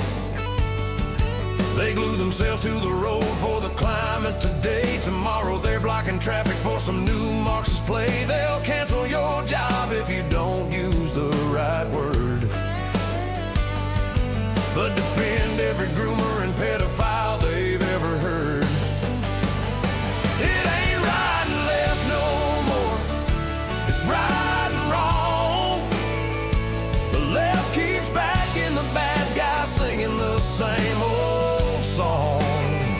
They cheer for the terrorists, the socialists, the crooks, while their cities burn down and they rewrite all the books. Blue states tax you till you're broke, red states let you keep your pay, but they still scream, eat the rich, every single day.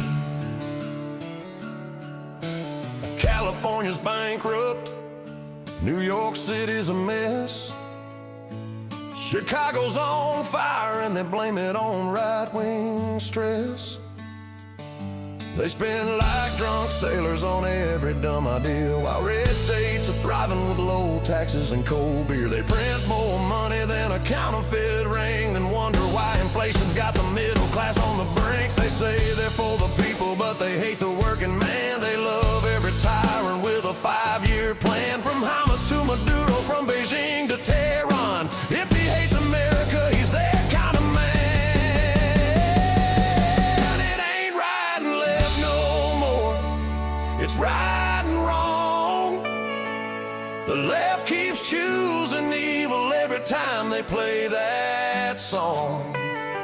They'll back the bad guys, the thugs and the crooks, while the rest of us us are praying and reading the good book. Blue states are dying, red states are doing just fine, but they'll keep on spending till they run out of other people's dimes. Yeah, it ain't about left and right anymore. It's about right and dead wrong. Pass the beer, boys. We got work to do.